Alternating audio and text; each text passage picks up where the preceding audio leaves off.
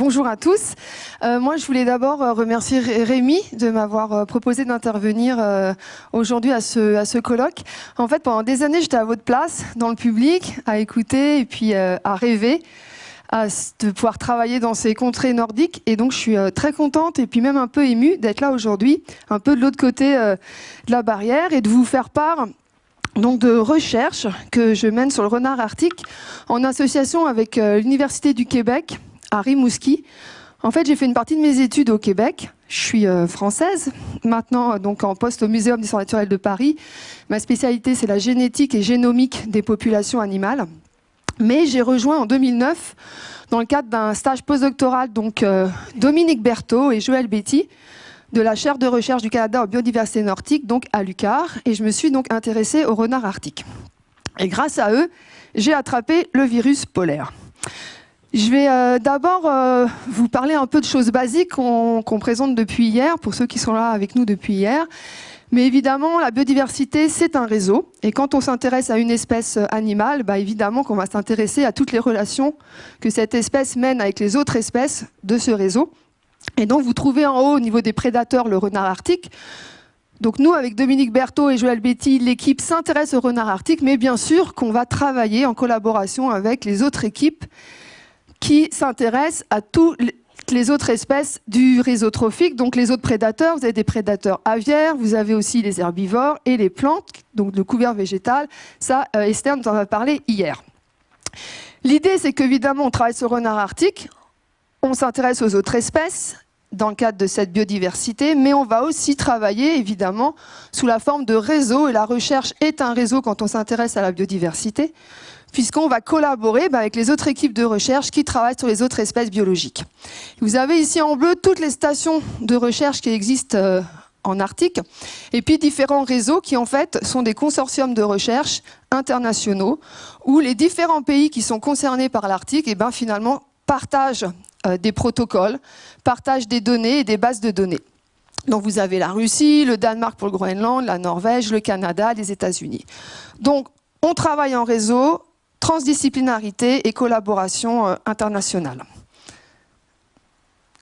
L'idée, bien sûr, de s'associer, c'est d'avoir une image globale en fait, du fonctionnement de l'écosystème arctique. Donc, je vous ai juste mis ici une représentation un peu synthétique. Vous avez les points rouges sur la carte à droite qui symbolisent les principales stations de recherche, où les écosystèmes sont étudiés dans leur totalité. Donc, on va partir des plantes, et encore une fois, on va retrouver les échelles d'herbivores et les prédateurs.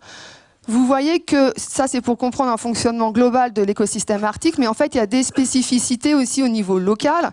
Et donc, le réseau trophique du milieu qu'on va trouver à l'île Bylot, au Nord-Canada, ne sera pas le même que celui qui peut être modélisé, par exemple, au Svalbard, tout simplement parce qu'au Svalbard, vous allez trouver le renne, qui n'est pas présent à Bylot.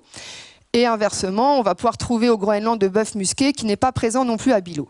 Tout ça, c'est pour vous montrer, en fait, donc, ce consortium, toutes ces recherches qui se partagent, et donc pour avoir un suivi de l'écosystème arctique dans sa globalité. Moi, je vais zoomer sur quelque chose que je connais bien. Esther, voilà, on a parlé déjà hier. C'est l'île Bylot, c'est un laboratoire à ciel ouvert. C'est une île qui se situe au nord du Nunavut, donc au nord ici de l'île de Baffin. Et l'île Bylot, c'est un parc de Parc Canada, une réserve. Donc, il n'y a pas d'habitants sur l'île Bylot, mais la communauté inuite la plus proche, c'est le village de Pont Inlet.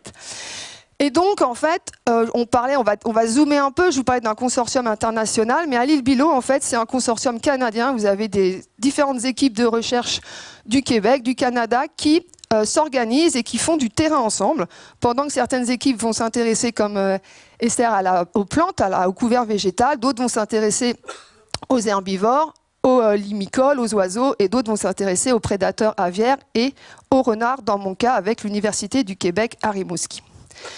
Pourquoi l'île Bylot? L'île Bylot, en fait, c'est des recherches qui sont menées maintenant depuis 30 ans, et notamment sur l'oie des neiges, parce que l'île Bylot, si vous regardez ici, donc la ligne rouge en pointillé, ici dans le carré, vous avez l'île Bylot. L'île Bylot, en fait, appartient à l'aire de nidification de l'oie des neiges, et la plus grande colonie d'oies des neiges, en fait, le plus grand site de nidification de l'oie des neiges se situe à l'île Bylot. On estime entre 21 000 et 25 000 couples d'oies des neiges qui vont nicher chaque été à l'île Bylot. Bien sûr, qui dit oie des neiges dit proie et donc dit présence de prédateurs. Et c'est ça qui va justifier finalement les recherches sur le renard arctique, parce que le renard arctique est présent à l'île Bylot. Alors le renard arctique, c'est un petit carnivore de la famille des canidés, famille des chiens. Et donc il a une distribution circumpolaire, c'est-à-dire qu'on va le trouver uniquement ici en bleu, donc autour du pôle. Et vous voyez, différents pays sont concernés par la présence du renard arctique, bien sûr le Groenland, Islande, Norvège, Russie, États-Unis, Canada. Et donc nous, on va étudier le renard arctique à l'île Bylot dans un processus évidemment de suivi écosystémique. Voici le réseau trophique à l'île Bylot. Donc vous voyez, il est assez finalement simplifié. Et donc on a identifié des espèces clés, notamment le renard arctique. Et là, je fais référence à la présentation de Jérôme ce matin, le lemming et l'oie des neiges. Donc le renard arctique à l'île Bylot va s'alimenter principalement des lemmings et de l'oie des neiges. Donc la plus grande colonie, une des plus grandes colonies connues, d'oie des neiges. Donc ça va être le réseau trophique à l'île Bylot et on va l'étudier. Pour ma part, je vais zoomer sur le renard arctique, mais l'ensemble finalement des espèces biologiques sont étudiées par différents chercheurs chaque année, et ça depuis maintenant pratiquement 30 ans pour certaines d'entre elles. Maintenant, je vais vous montrer un peu en image ce qui se passe justement pour le renard arctique. Donc, je vous disais que le renard arctique, c'est un prédateur pour l'oie des neiges. Le renard arctique peut s'attaquer à un individu adulte, mais la plupart du temps, en fait, il va surtout s'approcher des œufs, prélever des nids, prélever les œufs. Et puis, il peut y avoir évidemment un système de défense des oies adultes qui vont se défendre.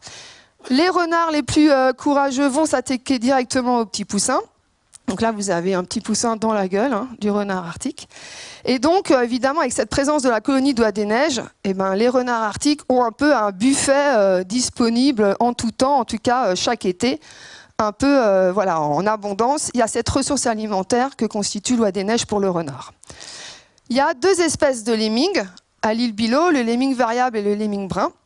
Et là aussi, ce matin, Jérôme nous en a parlé, les lemmings fluctuent en fonction des années. Et quand il y a beaucoup de lemmings, le renard arctique consomme les lemmings. Ici, vous avez une photo qui vous montre un peu le stock que peut avoir un renard arctique.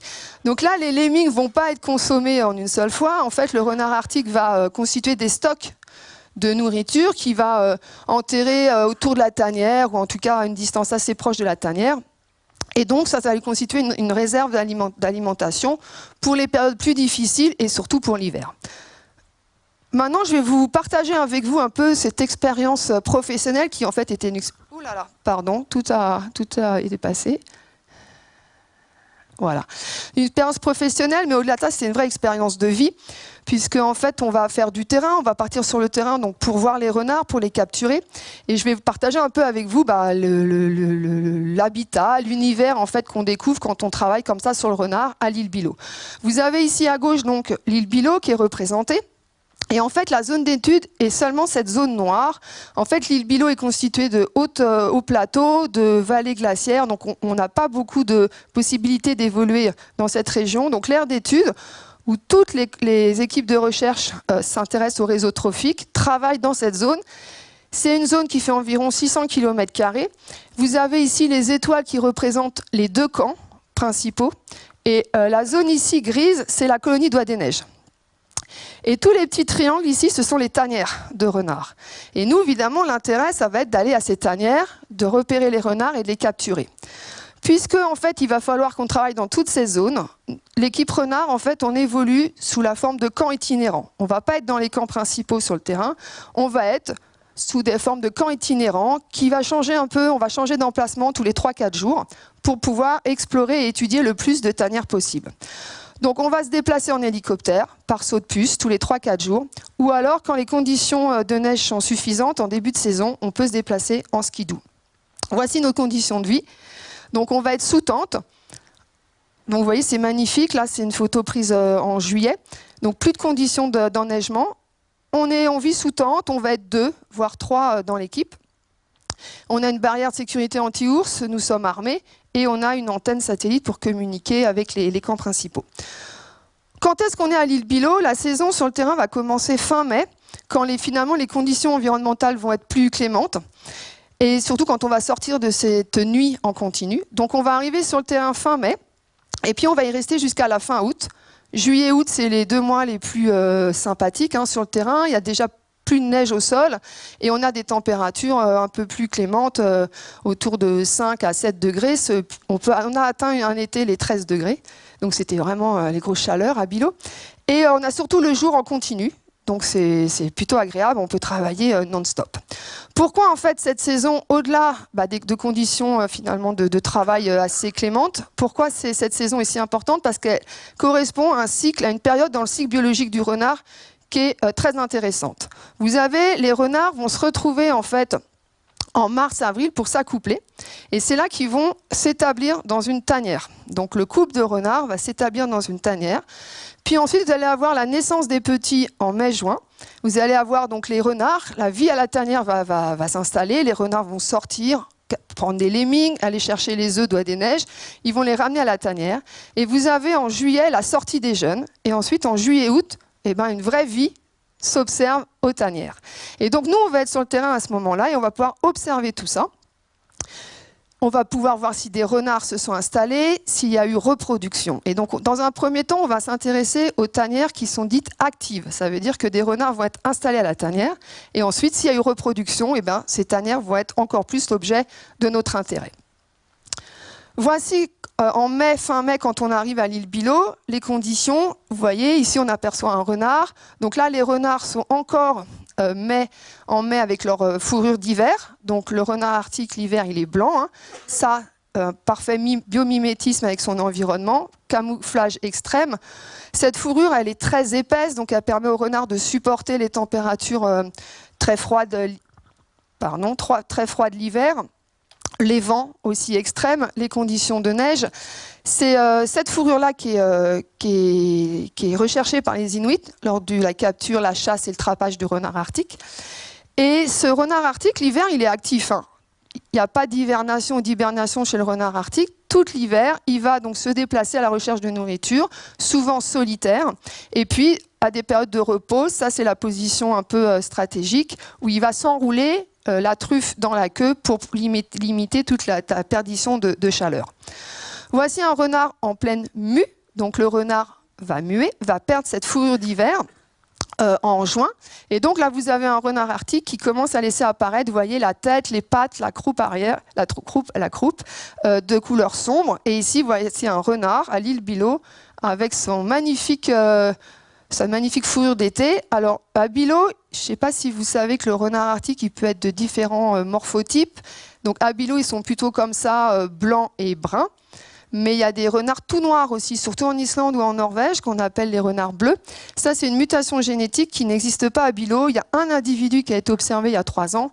Mais à l'île Bilot, ils sont surtout de ce morphotype. Et puis, je vous disais, on va surtout assister au mois de juillet à la sortie des renardeaux. Ici, vous avez une première sortie hein, d'un petit renard qui a sans doute une semaine, une dizaine de jours. Et puis, tout l'été, on va les voir évoluer, on va les voir grandir. Donc, ils vont, avec le temps, eux aussi acquérir la fourrure d'été, hein, mixte là, double couleur. Et puis, en fin août-septembre, ils vont être juvéniles. Et en septembre, tout le monde, finalement, les parents et les juvéniles vont prendre leur indépendance.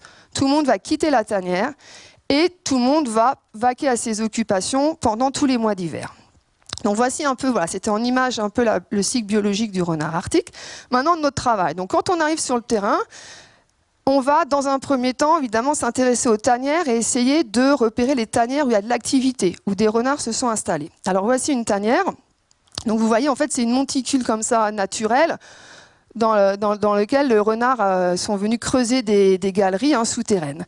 Ces tanières, en fait, elles sont dispersées sur toute la zone d'étude et elles sont en fait utilisées d'année en année. Donc en fait, les renards, il y a quelques nouvelles tanières chaque année qui sont créées, mais sinon les renards utilisent toujours les mêmes tanières. Donc on les repère assez facilement. Ça, c'est notre manière sur le terrain de repérer une tanière. Chaque tanière est numérotée. Je vois qu'Esther reconnaît plein de choses. Et voici, depuis 2003, depuis que le projet sur le renard a pris de l'ampleur, vous voyez, pratiquement 150 tanières ont été identifiées dans toute la zone d'étude. Vous retrouvez ici la colonie d'oie des neiges en jaune. Donc, on a 150 tanières identifiées sur le terrain. Maintenant, évidemment, le but, c'est de voir s'il y a de l'activité à ces tanières. Donc, on va nous, se déplacer, aller visiter chaque tanière, mais on ne peut pas visiter 150 tanières. Donc, on va utiliser un système de caméra trappe qui va un petit peu travailler pour nous. Ce sont des caméras photos qui prennent des photos à chaque mouvement.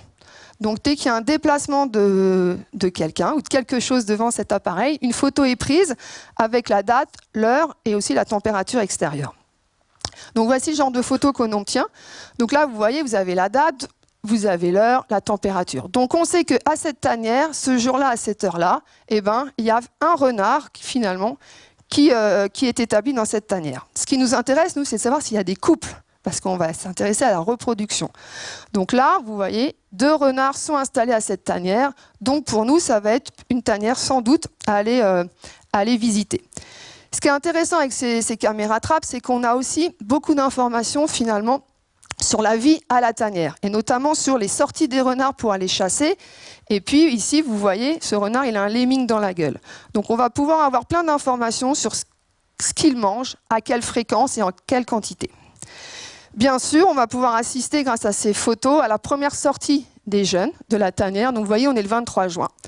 Donc là, on sait qu'à cette tanière, il y a par exemple 5 petits qui sont présents. Et donc, on va nous, ensuite, se rendre à la tanière et commencer le travail avec les animaux. Bien sûr, on a aussi des jolies surprises quand on regarde les photos prises par ces caméras trappes. Bon, on a toute la vie des oies, hein, bien sûr. On a, vous voyez, des chouettes arfans à l'île Bilot. On a une première observation de loups en 2013 et on a bien sûr des visites de plus en plus régulières de Nanook. On a aussi nos amis Inuits. Je vous parlais de la communauté de Pont d'Inlet, juste en face de l'île Bilot.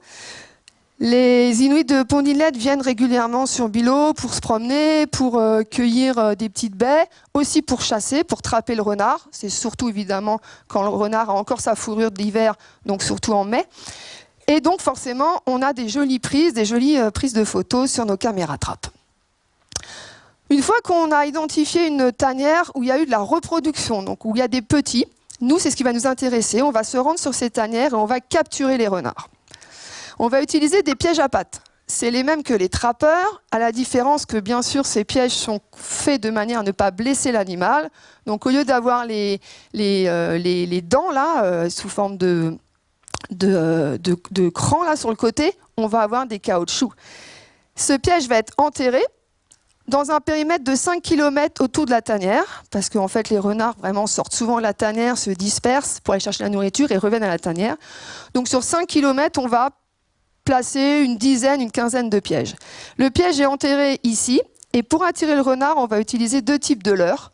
Un leurre olfactif, ça peut être de l'urine de renard roux, ça peut être de l'huile, de foie de morue, etc. Ou alors un leurre visuel, comme ici cet œuf de doigt des neiges. Et comme le renard arctique est très curieux, c'est assez facile la plupart du temps de les capturer. Donc ici, vous avez un individu, vous voyez, qui est maintenu par le piège à pattes.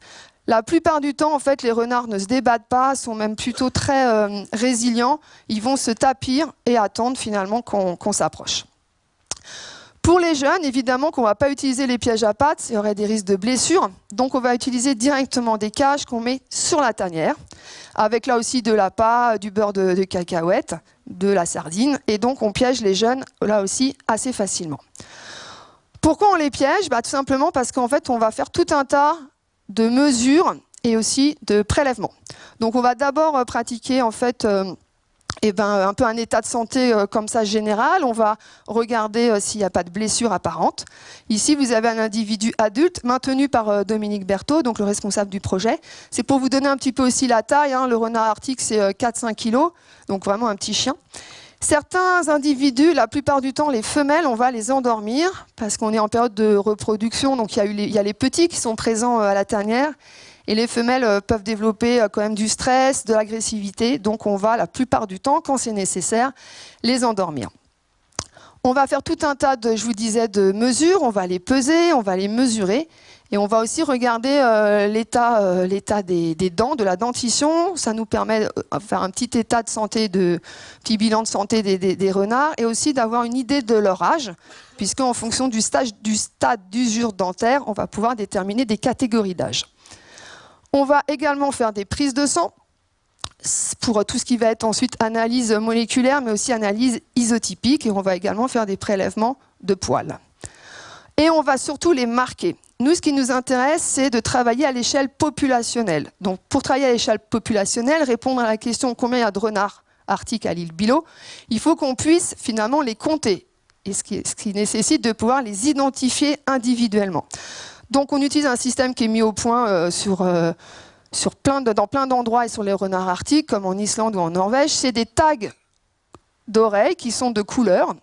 Et donc, le système, c'est que vous lisez de l'arrière gauche, avant gauche, avant droit, arrière droit. Donc ici, je vous présente bleu, bleu, bleu, jaune. Et donc, ça va être ce système-là qui va nous permettre sur le terrain d'identifier les renards. Avec l'idée derrière, c'est on observe une tanière, on veut savoir si c'est toujours les mêmes renards qui sont observés à cette tanière, de jour en jour, dans la saison de l'été, et bien sûr, d'un été à l'autre. Je vous présente une petite brochette de couleurs, puisqu'on marque aussi les jeunes. Donc, vous voyez, c'est toujours un peu le même principe. À date, aujourd'hui, on a pratiquement 600 individus qui sont marqués. Et ce qui nous a permis en fait de révéler une chose sur le terrain, c'est la monogamie. La monogamie, c'est la fidélité au partenaire. Et en fait, concrètement, en observant comme ça les tanières, on s'est rendu compte que, par exemple, l'individu bleu, bleu, bleu, jaune était toujours avec la même femelle, rouge, vert, jaune, orange, à la tanière. Et qui avait eu des petits. Donc, téléphone. Donc, on va comme ça pouvoir voir une sorte de fidélité au partenaire et qu'on a même vu d'année en année. Concrètement, ça veut dire que les renards arrivent sur le site de Billot ou sont sur le site de Billot, s'accouplent, s'installent à une tanière. Je vous disais qu'en septembre, chacun reprend sa vie, donc ça se disperse pendant l'hiver. Et ensuite, ils reviennent pour s'accoupler, et bien la femelle s'associe avec le même mâle. Et ça, on l'a remarqué sur plus de 10 ans de données, et c'est 100% des couples qui sont fidèles. Si un des partenaires, par contre, décède, et ben là, évidemment, l'été d'après, il y a accouplement avec un autre individu. Donc ça, c'était vraiment révélé, montré visuellement grâce à ces tags couleurs. On s'est dit, on va le confirmer avec la génétique. Donc on a fait un volet de recherche, la génétique du comportement.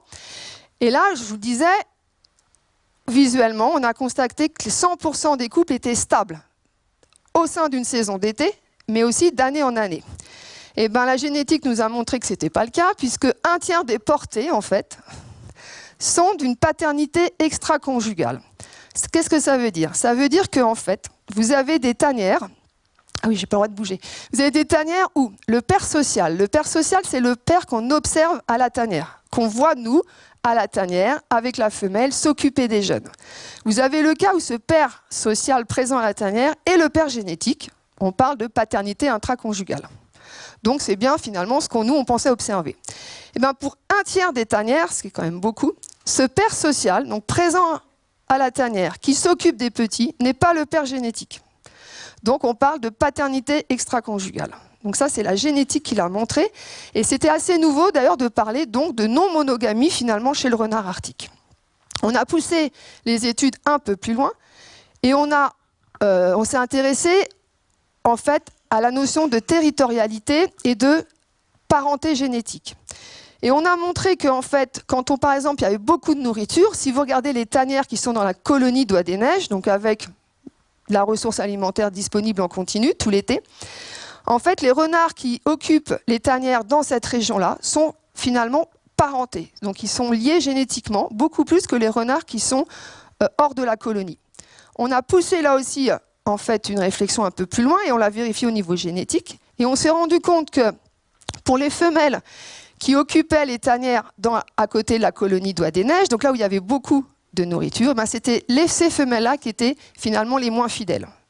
Autrement dit, la fidélité des femelles augmente quand les ressources sont rares. Quand il n'y a pas de nourriture, eh ben on a affaire à des couples vraiment stables, la génétique le montre. Mais quand il y a beaucoup de nourriture, eh ben les femelles sont plus volages et sont moins fidèles à leurs partenaires. Dont acte.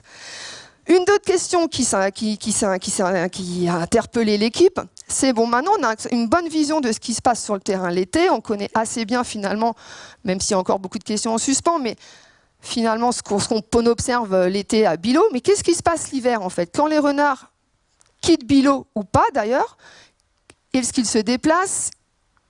Où vont-ils? Que se passe-t-il pour eux? Là, il y a 2 projets de recherche qui se sont initiés à partir de cette question. Le premier a été en fait de collaborer avec les communautés inuites, notamment celle de Pont-d'Inlet, parce que les communautés inuites trappent le renard, surtout l'hiver, pour la fourrure d'hiver.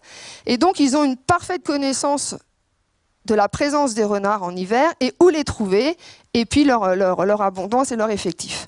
Donc il y a vraiment un travail en fait en lien avec cette communauté sur leur savoir, leur tradition, qui a été mis en place, et donc avec cette communauté de Pont-d'Inlet. Pont-d'Inlet, c'est la porte d'entrée pour aller à Bilot, et aussi la porte de sortie. Donc on a vraiment mis en place, surtout Dominique, a mis en place ce projet, où dans un premier temps, donc on s'est intéressé aux habitudes de trappage de cette communauté, en approchant les sages, les anciens. Et une carte a été établie donc, sur les anciens sites de trappage, sur les nouveaux sites de trappage. L'idée étant qu'il y a eu une très grande histoire de traite au commerce à la fourrure, notamment sur le renard arctique dans cette région. Aujourd'hui, les renards sont toujours trappés, le renard n'est pas protégé, il y a des quotas qui sont imposés et respectés.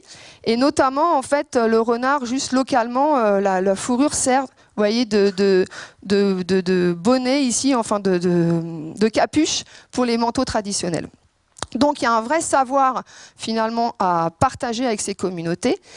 Ça va au-delà, ça n'a pas été juste des échanges, c'est que les gens du village sont invités sur le terrain. Il y a des jeunes techniciens inuits qui sont aussi associés aux différents projets de recherche.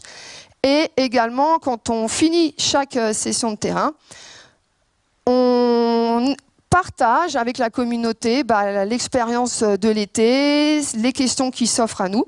Et aussi dans l'année, ici vous avez Joël Betty qui se rend une fois par an, une partie de l'équipe se rend pendant l'hiver dans cette communauté pour là aussi parler des résultats et échanger et faire des interventions dans l'école. Moi, j'ai découvert ça vraiment, j'ai découvert beaucoup de choses avec ce projet, mais j'ai surtout découvert et aimé finalement cette immersion et cet échange avec ces communautés du Nord que moi, évidemment, j'ai appris à connaître et surtout à aimer. L'autre volet de recherche, je vous disais, en parallèle de cette immersion avec cette communauté inuite, il y a évidemment le projet Collier satellite. Puisqu'on se pose des questions sur les renards en hiver et qu'on ne peut pas les suivre, et bien tout simplement, on va utiliser cette technique de balise Argos. Vous voyez, depuis 2007, pratiquement 240 individus adultes ont été équipés. Vous voyez ici, donc c'est un collier avec une balise. C'est sûr que quand on lâche les renards, une fois qu'on les a eus entre les mains, ils sont assez décorés. Ils ont un collier, ils vont avoir des tags dans les oreilles.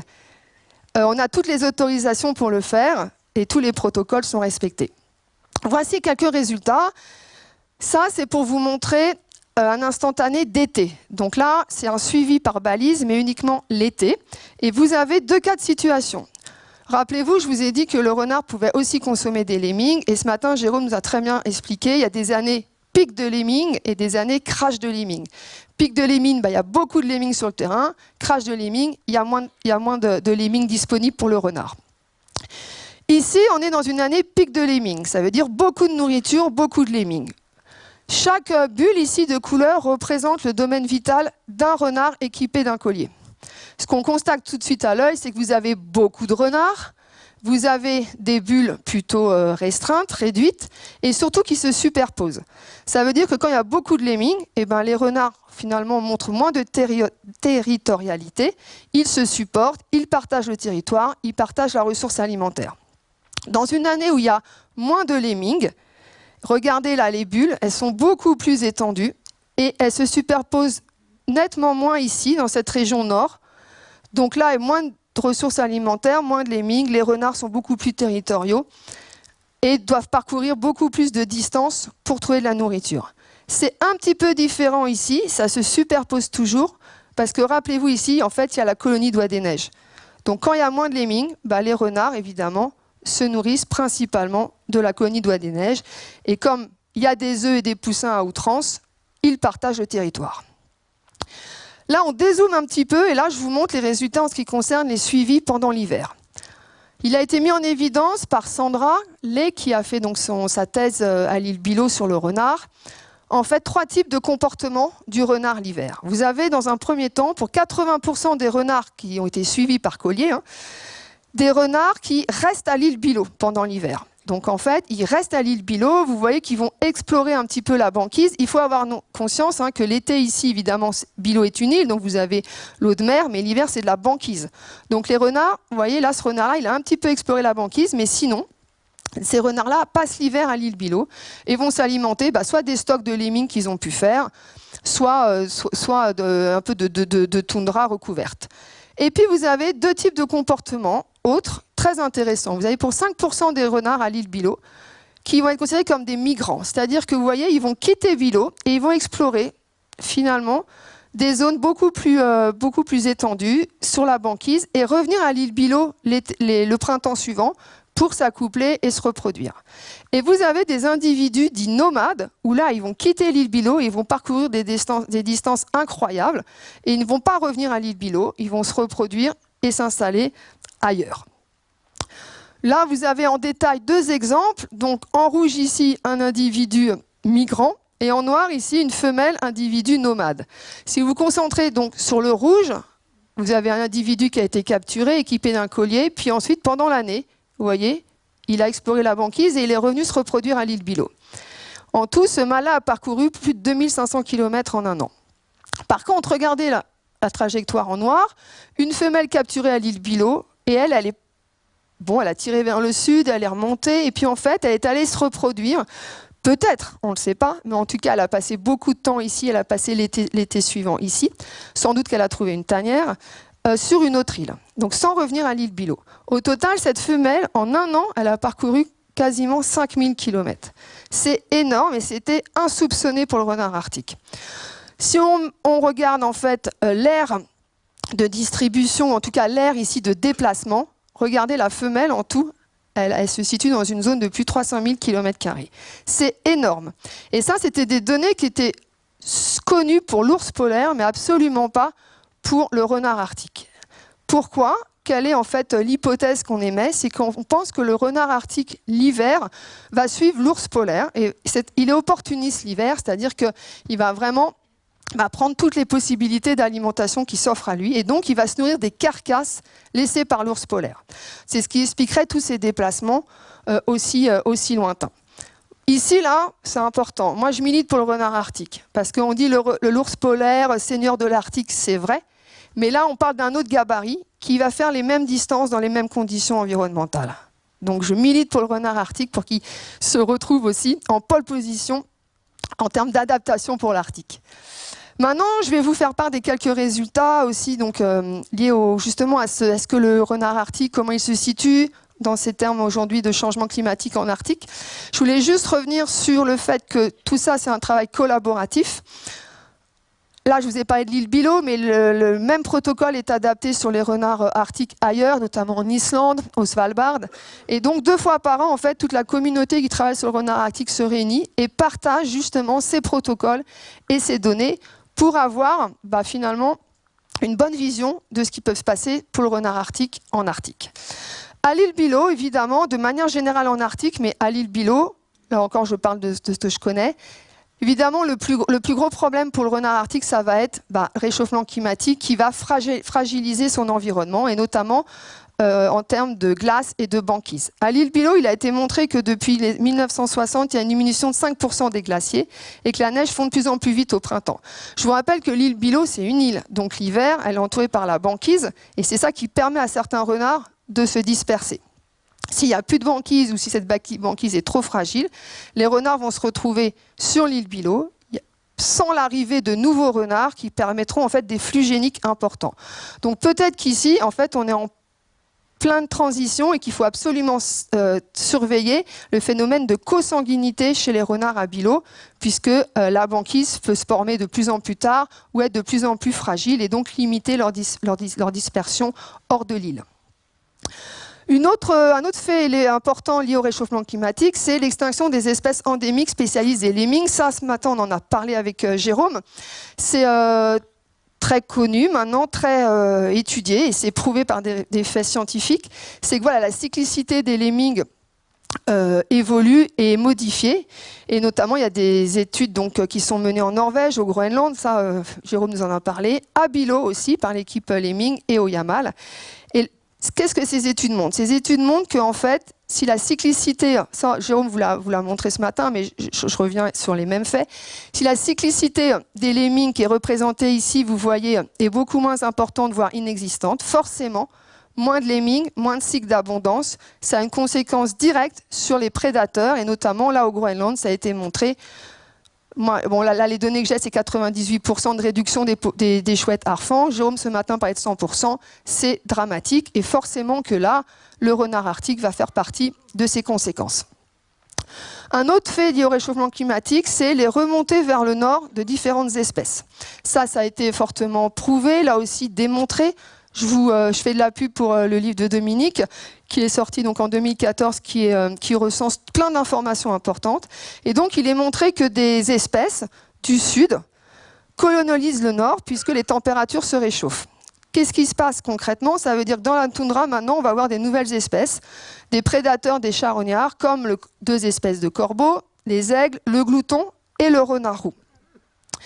Ça aussi, c'est montré, c'est suivi. Et notamment à l'île Bylot, il y a une prédation du corbeau sur les renards, évidemment sur les renardeaux. Ça, c'est une photo qui a été prise par une caméra trappe il y a 3 ans, où là, vous voyez, il y a 5 ans, pardon, où là, vous voyez en fait les corbeaux ici qui tient un petit renardeau. L'histoire, c'est que les corbeaux sont au niveau d'une tanière où il y a eu la reproduction. Les petits là ont eu juste quelques jours, et lors de leur première sortie, en fait, les corbeaux, à tour de rôle, vont capturer et puis déchiqueter les renardeaux. Là, c'était une portée de 9 renardeaux. Les 9 y sont passés. Donc, vous voyez, ça a fait l'objet d'une publication parce que c'est un fait nouveau et qui peut être assez inquiétant et qui est à surveiller. Enfin, une compétition interspécifique. Dans ces espèces qui arrivent dans le nord, vous avez le renard roux, qui est un prédateur pour le renard arctique. Le renard roux va faire 2 fois la taille du renard arctique. C'est montré que c'est un prédateur direct. Alors les renards roux ont toujours été présents finalement ici à l'île de Baffin. Il y a des informations justement données par nos amis inuits qui ont toujours vu des renards roux de passage. Vous voyez, il y a des mentions 1948, 1962. Mais par contre, ce qui est nouveau, c'est que le renard roux, il est observé beaucoup plus souvent maintenant, et surtout, il s'installe dans le nord. Ici, vous avez les 2 aires de distribution. En marron, le renard roux, et tout ce qui est assuré, c'est les zones en fait, de sympatrie où vous allez trouver les 2 espèces. Vous voyez, Bylot se situe au nord ici de cette zone de sympatrie, sauf que c'est en train d'évoluer, parce que depuis 2011 maintenant, il y a un couple de renards roux qui est installé à l'île Bylot.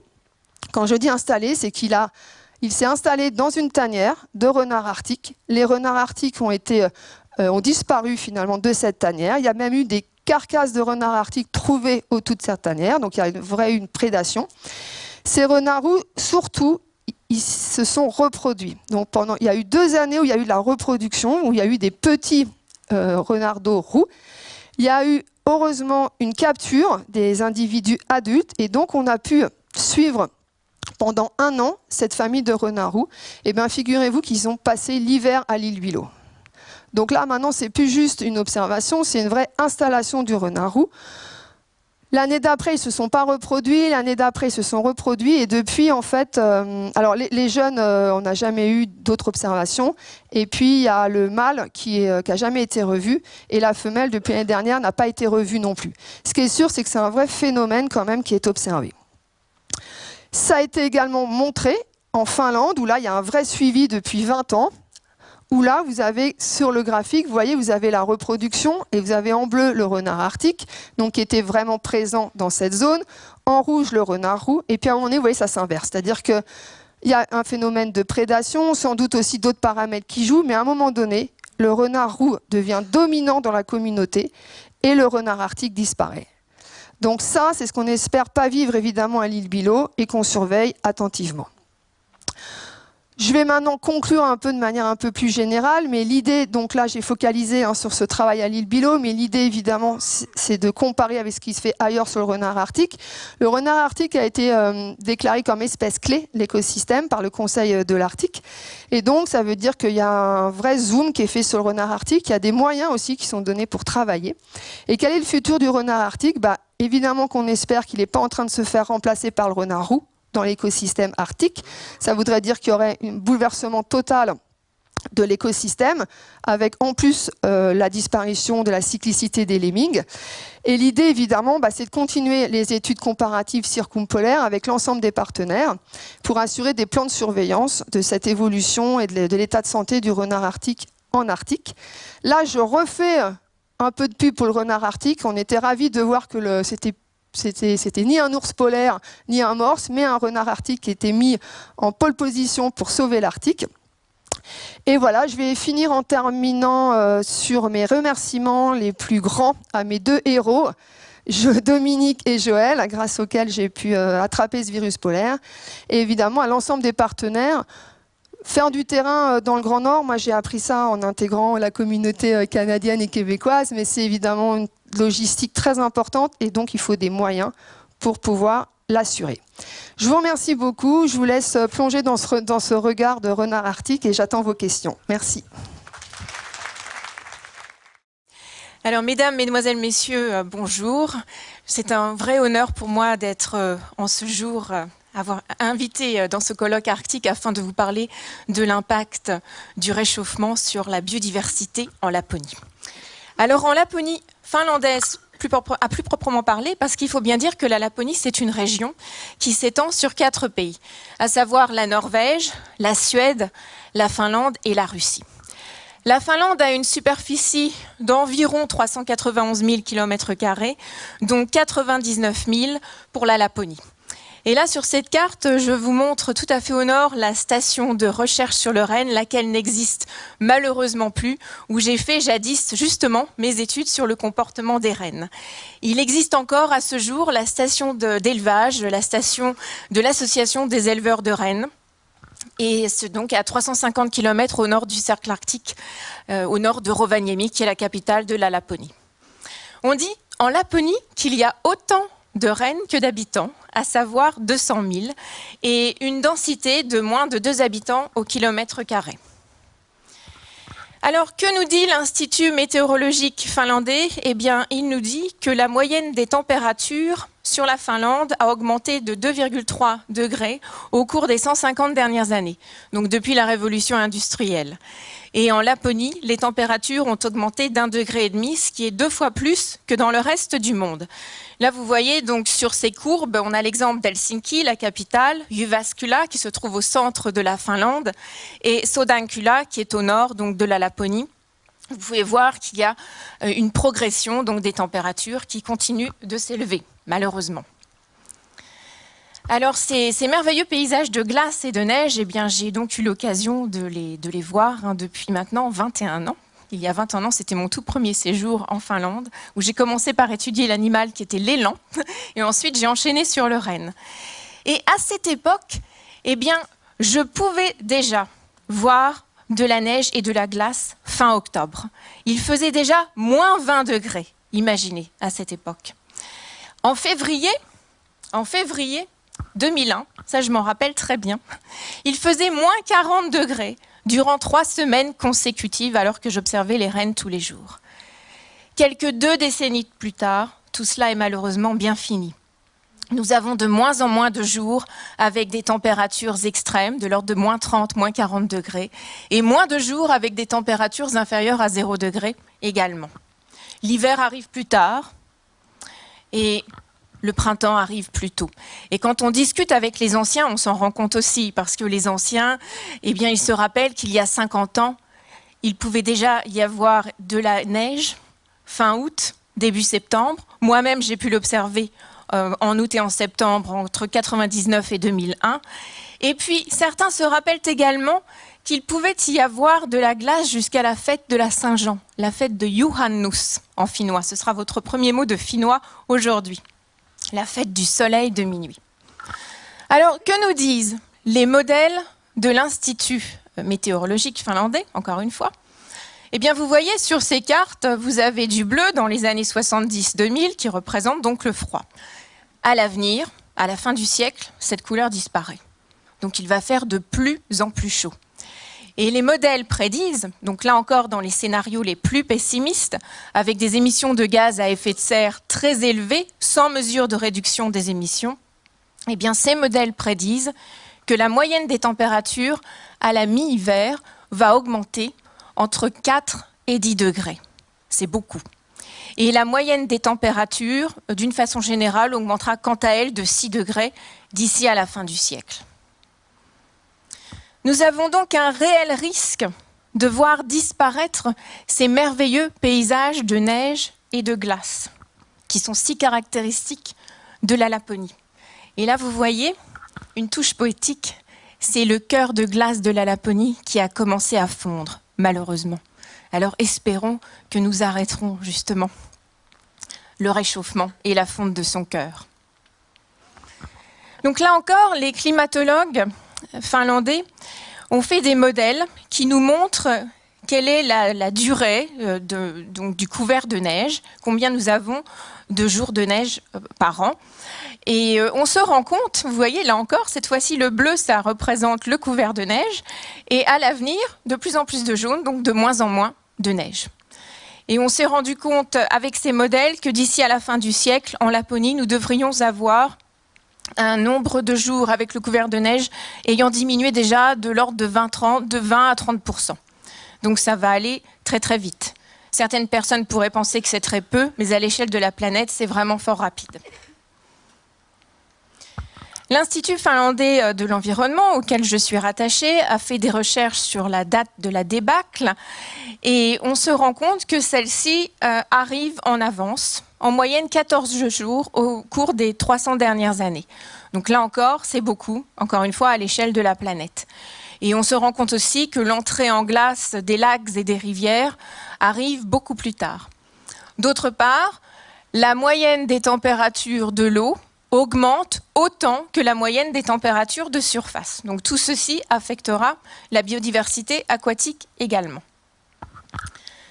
Alors, malheureusement, qui dit accroissement des températures associé à la fonte de la neige, à la fonte de la glace, et aussi à un changement dans les conditions de neige, parce que ça, je ne vous l'ai pas dit, mais avec le réchauffement climatique, les conditions de neige vont changer, elles aussi.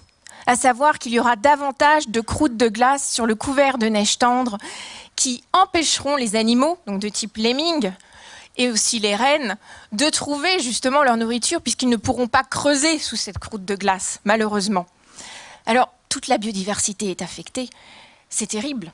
Et c'est pourquoi les Finlandais, eh bien, ils ont décidé, au même titre que les autres pays, bien évidemment, de trouver des solutions et d'endiguer la perte de la biodiversité d'ici à 2020.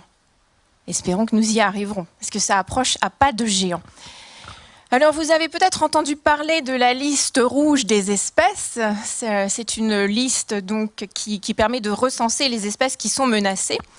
Et elle vient d'être publiée en Finlande le mois dernier. Et malheureusement, cette liste, donc publiée conjointement entre le ministère de l'Environnement finlandais et l'Institut finlandais de l'environnement, eh bien, cette liste sur 48 000 espèces en Finlande et sur environ 47% d'espèces évaluées, eh bien, il y en a 11,9% qui sont classées comme menacées, contre 10,5 et 8,3 en l'an 2000. Puisque les listes, généralement, sont publiées tous les 10 ans en moyenne. Donc vous voyez, le degré de menace a tendance à s'accroître sur les espèces. Et le changement climatique a tendance à affecter davantage les lichens, les papillons et les plantes vasculaires. C'est ce que nous avons pu observer en Finlande. D'une façon générale, la biodiversité est de plus en plus menacée au cours de cette dernière décennie. Nous observons à chaque fois qu'il existe une remontée des espèces du sud vers le nord et un déclin des espèces locales qui sont endémiques, plus particulièrement aux régions des collines de Laponie. Et il faut aussi garder à l'esprit que toutes les espèces ne seront pas capables de se déplacer plus haut, ni en latitude, ni en altitude. Pourquoi ? Eh bien parce qu'il y a des barrières naturelles, telles que l'océan Arctique, et il y a aussi un manque de montagnes avoisinantes avec les collines de Laponie. Alors des collines magnifiques, comme les collines de Saana, on dit Saana Tunturit. Deuxième mot de finnois pour vous aujourd'hui. Tunturit, ça veut dire colline. Certains Finlandais disent même qu'il faudrait que nous le rajoutions au dictionnaire français. Alors pourquoi pas, en effet. Donc ces collines de Saana se trouvent donc dans la région nord-ouest de la Finlande, en Laponie. C'est vraiment magnifique, à la frontière norvégienne. Et ici, cette photo a été prise pendant la période de Ruska, troisième mot de finnois aujourd'hui. Ça va peut-être vous intéresser pour commencer l'apprentissage de la langue finnoise, je vous le souhaite. Et la Ruska, c'est un peu l'équivalent de l'été indien au Canada. Voilà, c'est absolument superbe. Certaines personnes me disent parfois qu'on dirait le Colorado, mais non, ce n'est pas le Colorado, c'est vraiment la Laponie et c'est très proche de chez nous.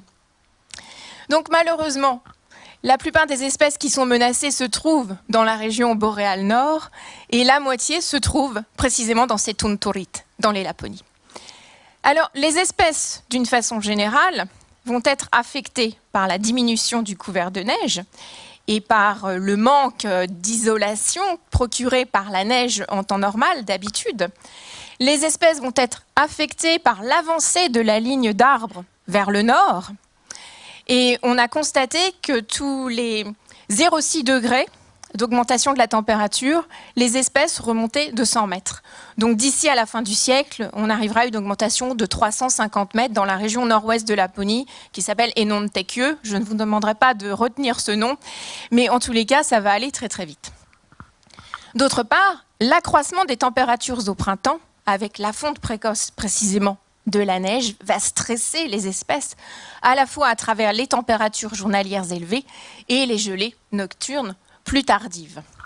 Enfin, le bourgeonnement et la floraison vont être en avance à cause du réchauffement et toute la structure et la dynamique des écosystèmes va s'en trouver affectée. D'une part, à cause de, ça va affecter la phénologie des plantes, mais aussi la disponibilité en nutriments des sols et la distribution des organismes. Alors, quelques exemples maintenant. Les plantes des Tunturit, justement. Des plantes qui vivent en haute altitude et qui sont habituées à l'environnement de neige et de glace. Eh bien, ces plantes, d'habitude, elles peuvent résister au gel, soit par adaptation, à savoir qu'elles vont déshydrater leurs cellules s'ils gèlent, ou bien par évitement, à savoir qu'elles vont s'isoler grâce à la protection conférée par la neige. De nos jours, avec le réchauffement, elles perdent cette capacité et deviennent donc plus sensibles aux dommages du froid. Alors ici, nous avons l'arnica, la renoncule des glaciers, donc similaire à celle de nos Alpes, le rhododendron lapon. Et la renoncule des glaciers est très dépendante des plaques de neige. Alors que se passe-t-il justement avec la fonte des plaques de neige, notamment éternelles, tout à fait au nord de la Laponie? Eh bien, nous avons un réel risque d'extinction pesant sur cette espèce. D'autant qu'elle est déjà menacée par nos amis les rennes. Et oui, parce que les rennes en sont fort friands, c'est leur dessert préféré. Alors imaginez si on rajoute à cela un autre facteur de menace qui est le réchauffement climatique, précisément. Deux autres plantes, la campanule uniflore et la renoncule sulfureuse, très difficiles à trouver. Des espèces vraiment très rares. Et leur statut de menace a changé aussi, tout comme la renoncule des glaciers et le rhododendron lapon. Et elles sont maintenant en danger critique d'extinction. Notamment la renoncule sulfureuse, parce qu'on ne la trouve qu'à la région, à la frontière norvégienne. Vraiment, c'est la plante la plus septentrionale. Et c'est fort difficile de la trouver, d'autant qu'elle aime les étés relativement humides. Et malheureusement, je crains que d'ici à la fin du siècle, ces plantes n'aient disparu. Alors maintenant, si nous voyons la situation dans les marécages, eh bien, que se passe-t-il dans les marécages? Aujourd'hui, je ne vous dis pas des choses très optimistes, malheureusement. Mais quand on parle de réchauffement, il est difficile de demeurer optimiste, puisque toute la biodiversité est affectée.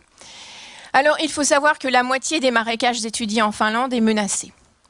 Il faut savoir aussi que la Finlande possède la zone la plus vaste d'air humide en Europe, principalement constituée de tourbières, elle-même constituée de plantes de type sphènes et mousses, en décomposition, qui absorbent le carbone. Donc ces tourbières sont des stocks de carbone. La Finlande possède un stock de carbone égal à 5,3 milliards de tonnes de carbone, dont 2,1 en Laponie, ce qui en fait le stock le plus élevé du pays. Voici nos tourbières dites Zapals, que l'on trouve dans le nord de la Laponie. Et vous voyez ce monticule. Ce monticule, eh bien, c'est le pals, lequel possède un noyau de permafrost, un noyau gelé en permanence, en profondeur. Et ces palses peuvent atteindre plusieurs dizaines de mètres de hauteur, plusieurs centaines de mètres de diamètre et peuvent vivre des centaines d'années. Le noyau de permafrost connaît une évolution naturelle. Et à un moment donné, il grossit et il s'effondre. Et en s'effondrant, il forme une petite mare particulièrement riche en insectes, dont les oiseaux migrateurs, lesquels viennent nicher dans les marécages, justement, sont très friands. Malheureusement, et là encore selon les recherches menées par l'Institut finlandais de l'environnement, les palses sont en train de disparaître. Et donc, le permafrost fond de plus en plus vite. Et là, vous voyez, par exemple, vous avez du rouge, donc ça représente la distribution de ces tourbières à palses dans le nord de la Laponie. Et d'ici à la fin du siècle, nous n'en aurons plus. Il y aura déjà un déclin considérable vers 2040-2050, avec 4 degrés d'augmentation. Alors si ça s'accroît encore plus vite, les températures, ça ira encore plus vite. Ceci veut donc dire que les oiseaux migrateurs qui aiment nicher dans ces marécages risquent de voir un déclin dans leur distribution, et on l'observe déjà. Les lichens et les mousses, lesquels sont réellement magnifiques, je pense, parce qu'ils confèrent ces couleurs absolument magnifiques, chatoyantes au paysage. Donc moi, je ne les trouve pas du tout insignifiants, même si pour certaines personnes, ce sont des espèces qui ont l'air d'être insignifiantes, parce qu'on en parle peu. Souvent, on ne parle que de la disparition de l'ours polaire, mais il y a vraiment toutes les espèces qui sont menacées, même ces petits lichens et ces petites mousses. Elles connaissent un réel déclin, justement, dans leur distribution. Alors, les mousses, sur 204 espèces de mousses arctiques, 66% sont déjà menacées par le réchauffement climatique. Ça, c'était les pourcentages de la dernière liste rouge des espèces.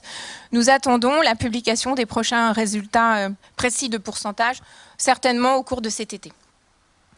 Donc, un exemple de mousse qui s'appelle Andrea bliti. Elle est déjà très rare, elle prospère sur les sols humides des sommets. Elle est fort dépendante de la neige et cette espèce risque de disparaître, encore une fois, si la neige disparaît de son habitat. Donc, son habitat, a fortiori, disparaîtra. Et son statut de menace, vous voyez, a déjà changé.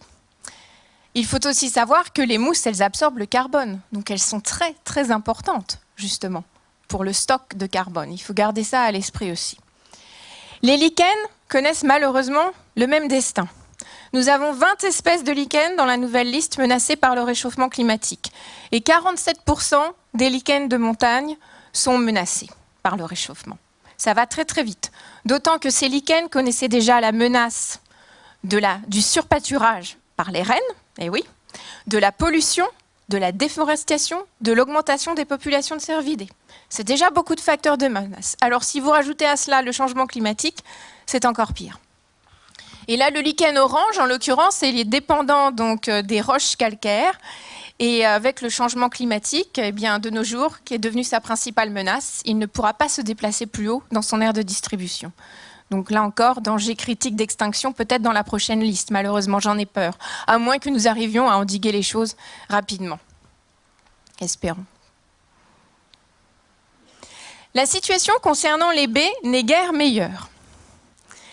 En effet, quand on discute, là encore avec les anciens, je dirais, puisque les Finlandais sont très friands de la cueillette. Donc les champignons d'une part, les baies aussi, les myrtilles, les érelles, les mûres des marais. Eh bien, là encore, il y a 50 ans, le rendement des baies était très bon. Mais petit à petit, ça a décliné d'année en année. Aussi bien pour les érelles que pour les myrtilles et la mûre des marais. La mûre des marais connaît une diminution dans sa croissance depuis les 30 dernières années. Ça, c'est ce que les scientifiques ont pu analyser. Et donc, ceci en raison de quoi? Eh bien, là encore, du gel nocturne tardif, en l'occurrence, qui va détériorer les fleurs de ces baies quand elles sont en bourgeonnement, ou aussi les petites baies qui sont déjà en formation, malheureusement. Donc, elles ne seront plus consommables ni par les animaux, ni par les humains, en fait. Maintenant, quelle est la situation dans les forêts? Alors, la situation dans les forêts, eh bien, ce n'est guère mieux non plus, hélas, décidément. Il faut savoir que la Laponie possède 9 millions d'hectares de forêts, j'étais trop optimiste là, 9 millions d'hectares de forêts, donc aussi bien des forêts de sapins, de pins que de bouleaux. Et De nos jours, comme je vous le disais tout à l'heure, nous assistons à une remontée de la lignée d'arbres donc vers le nord, et les essences à feuilles caduques, telles que les bouleaux, les saules et les aulnes, viennent remplacer progressivement les conifères. Donc il existe une réelle compétition entre ces forêts donc, de bouleaux, d'aulnes, de saules et les conifères. Alors en théorie, le volume de carbone absorbé par les plantes devrait être meilleur de nos jours. Et s'il est meilleur, eh bien ça voudrait dire qu'à l'avenir, nous aurions une meilleure croissance, aussi bien des pins, des sapins que des bouleaux. C'est du moins ce que nous disent les modèles qui ont été créés par l'équipe du professeur Kellomäki à l'université de l'Est de la Finlande. Vous voyez, plus on a de rouge, meilleure est la croissance. Oui, mais ça c'est de la théorie. Pourquoi ? Eh bien parce que déjà, d'une part, le volume de carbone, il n'y en aura certainement pas autant qui sera absorbé, et même si c'était le cas, ça ne compensera pas les émissions de gaz à effet de serre venues des sols dans un premier temps. Et dans un deuxième temps, on s'attend à ce qu'il y ait davantage d'épisodes de sécheresse et d'épisodes de tempête, associés à une remontée des parasites du sud vers le nord. Des parasites qui vont bénéficier d'un climat chaud et humide. De nouvelles espèces, voire même de parasites que nous n'avions pas auparavant en Finlande et encore moins en Laponie. Donc tout cela va détériorer la condition des arbres, leur santé d'une façon générale, et donc malheureusement, leur croissance concrètement ne pourra pas être meilleure. Si nous prenons l'exemple des bouleaux nains qui vivent sur les Tunturit, vous vous rappelez, les collines de Laponie, sur les sommets des Tunturit, nous avons ces bouleaux nains. Et bien malheureusement, ils souffrent. Ils souffrent justement de tout petits papillons qui ont des noms un peu compliqués à retenir, la phalène brumeuse, l'épirite automnale. Et ces petites mites, leurs chenilles sont capables de défolier des forêts entières de bouleaux nains. C'est réellement catastrophique, d'autant que maintenant on a l'invasion d'une autre espèce de mythe qui vient de Norvège, donc ça multiplie encore les effets négatifs justement de ces chenilles et donc de la défoliation. Alors malheureusement, là encore, je ne vous ai pas donné d'exemple très positif, et encore moins dans les forêts à proprement parler, où on peut rencontrer ce type de fleurs magnifiques, la calypso, laquelle commence aussi à décliner en raison du manque de bois de décomposition, qui commence à décliner de plus en plus, mais aussi de nos jours à cause du réchauffement. Et ce, même si son statut de menace n'a pas changé dans la dernière liste. Mais en discutant avec tous les scientifiques, donc je suis allée sur le terrain avec des scientifiques de l'Institut forestier pour essayer de la trouver, on ne la trouve plus sur certains spots déjà. Donc ça veut dire qu'elle va, hélas, certainement disparaître aussi rapidement si nous ne faisons rien. Les meilleurs indicateurs du changement climatique sont les papillons. Pourquoi ? Eh bien parce que les papillons ont montré la progression vers le nord la plus rapide au cours de ces 15 dernières années. Une progression de plus de 250 km pour des mythes nocturnes en Finlande. D'autre part, là encore, on gardera à l'esprit que les espèces du sud remontent vers le nord, donc le grand sylvain, que vous connaissez certainement, que nous avons dans nos régions. Nous ne l'avions pas en Laponie et maintenant on le rencontre. Même chose pour l'azuré des nerprins. Peut-être des noms que certains connaissent pour les amateurs entomologistes spécialistes des papillons. En revanche, les espèces endémiques des collines de Laponie, telles que le chamoisé boréal, que l'on trouvait fréquemment il y a une vingtaine d'années, ou encore le nacré nébuleux, ont commencé à disparaître, hélas. Et j'en discutais récemment avec un scientifique de l'Institut finlandais de l'environnement, Juha Pöyry, qui est le spécialiste des papillons. Et il me disait qu'il est fort inquiet parce qu'il y a tellement d'espèces qui étaient vraiment abondantes il y a encore 20 ans. Et là, ça n'est plus du tout le cas. Et là, si vous prenez cette espèce, dont je n'ai hélas pas la photo, la mélitée du mélempire, elle a un très joli nom. Et vous voyez, au cours des 10 dernières années, on ne l'a plus revue. Hélas. En ce qui concerne les oiseaux, eh bien, c'est la même chose, encore une fois. Que de choses pessimistes, je vous dis, aujourd'hui. Nous observons une remontée des espèces du sud vers le nord, telles que la petite mésange bleue, fort commune dans nos régions.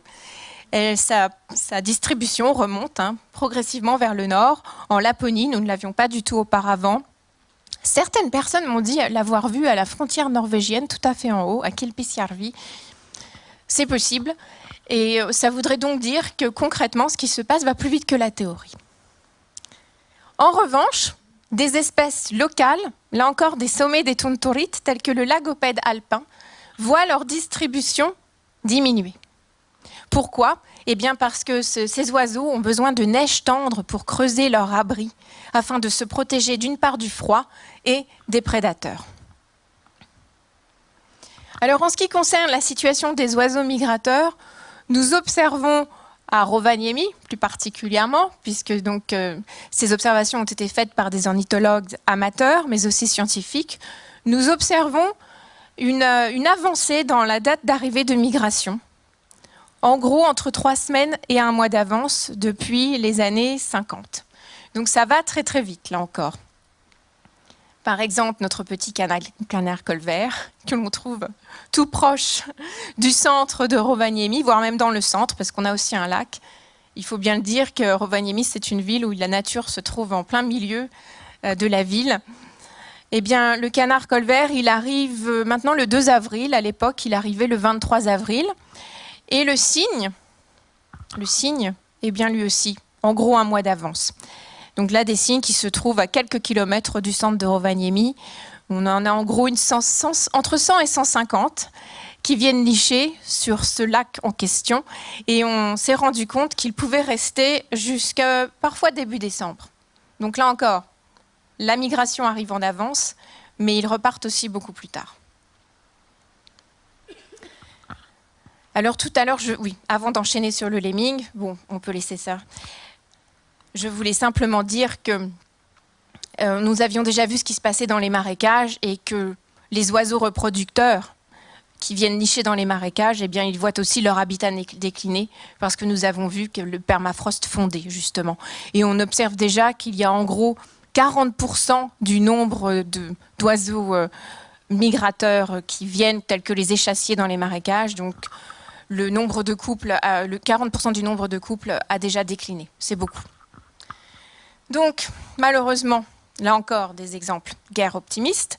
Le lemming, je pense que vous savez déjà tout.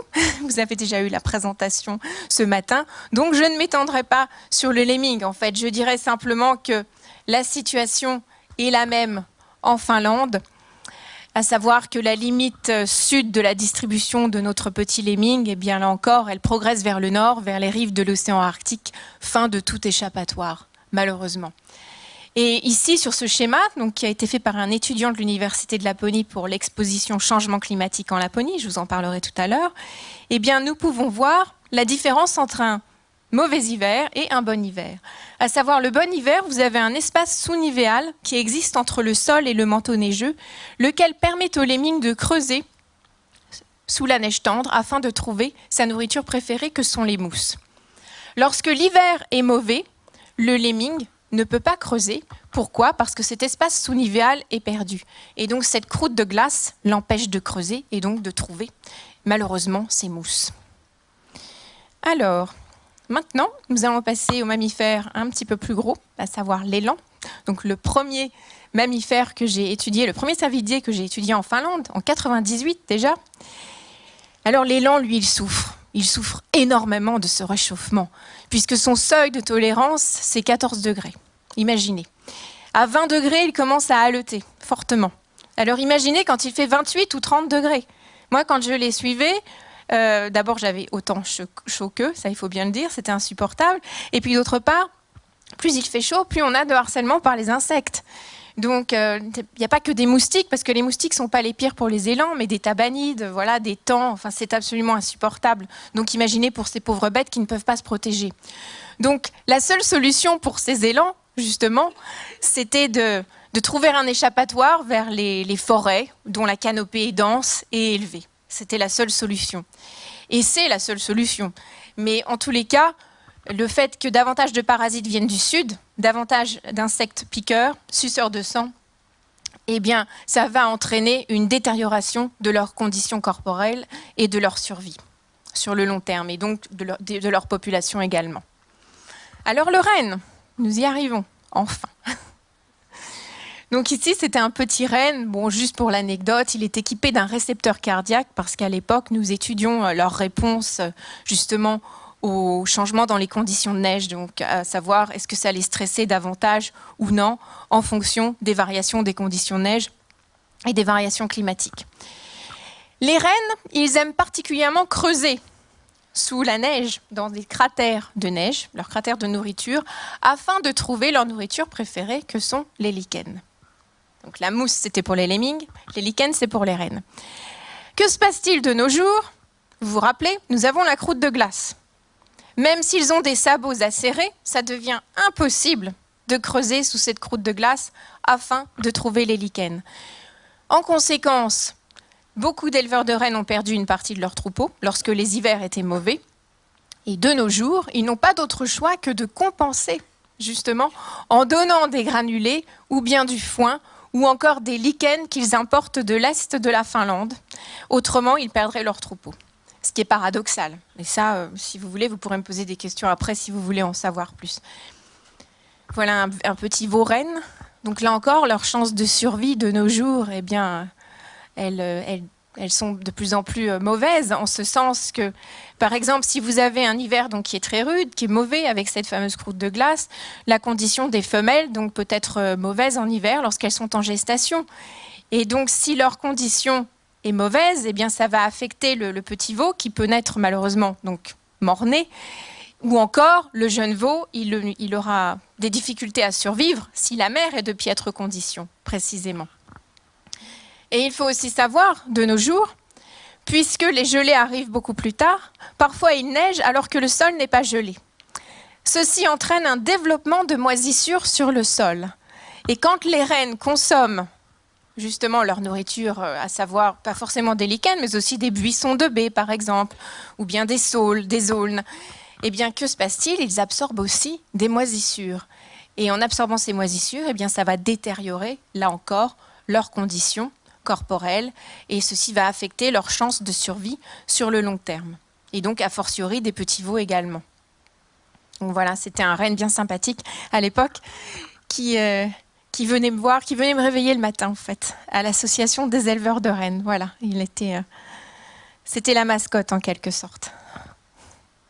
Alors, il faut aussi savoir que les rennes souffrent au même titre que les élans en été, du harcèlement par les insectes, là encore, on l'a dit, davantage de parasites, davantage d'insectes suceurs de sang. Donc ça aussi, ça détériore leurs conditions. Il y a tellement de facteurs à considérer. Entre ça, les moisissures, la croûte de glace sur la neige et les parasites, c'est trop. D'autant qu'en été, justement, les rennes sont obligées de passer plus de temps à échapper au harcèlement par les insectes qu'à chercher leur nourriture. Donc il y a une réelle perte d'énergie en fait, et c'est beaucoup trop, parce que d'habitude les rennes sont obligées de se réfugier sur les sommets des tontorites, les sommets des collines, sur les plaques de neige ou sur les endroits qui sont le plus venteux possible. Et ça devient excessivement difficile. Alors, fort de tout cela et de tous ces exemples que nous avons vus, eh bien, que fait la Finlande? Que fait le gouvernement justement pour essayer de mettre un frein au réchauffement climatique et donc à la perte de la biodiversité?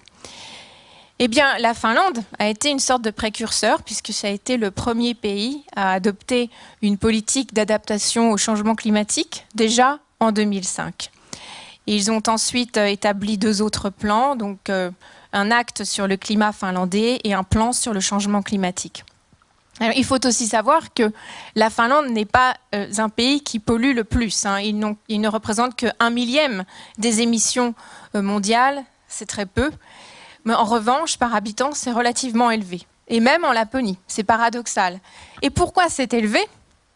Eh bien, c'est élevé en raison des longues distances, puisque là encore, il faut se servir du secteur du transport, des camions pour faire venir les denrées du sud de la Finlande, mais aussi de l'Europe. Et puis à cause du secteur énergie aussi, beaucoup d'émissions donc liées au secteur énergie, puisqu'il faut encore se chauffer en hiver, puisque les températures sont encore froides. Nous ne sommes pas encore dans les tropiques, loin de là. Et j'espère que nous n'y serons jamais.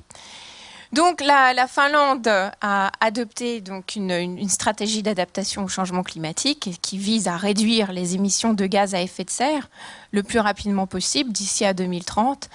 Et la Finlande est un leader en ce sens puisqu'elle a déjà réussi a augmenté la part d'énergie renouvelable de 40% par rapport à la consommation finale d'énergie, déjà atteint en 2014. Donc vous voyez, ça va quand même assez vite parce qu'ils font beaucoup d'efforts en ce sens. Les Finlandais essaient de développer les énergies renouvelables, donc pas uniquement l'énergie solaire et éolienne, mais aussi la géothermie et la biomasse. Donc il faut beaucoup d'efforts en ce sens.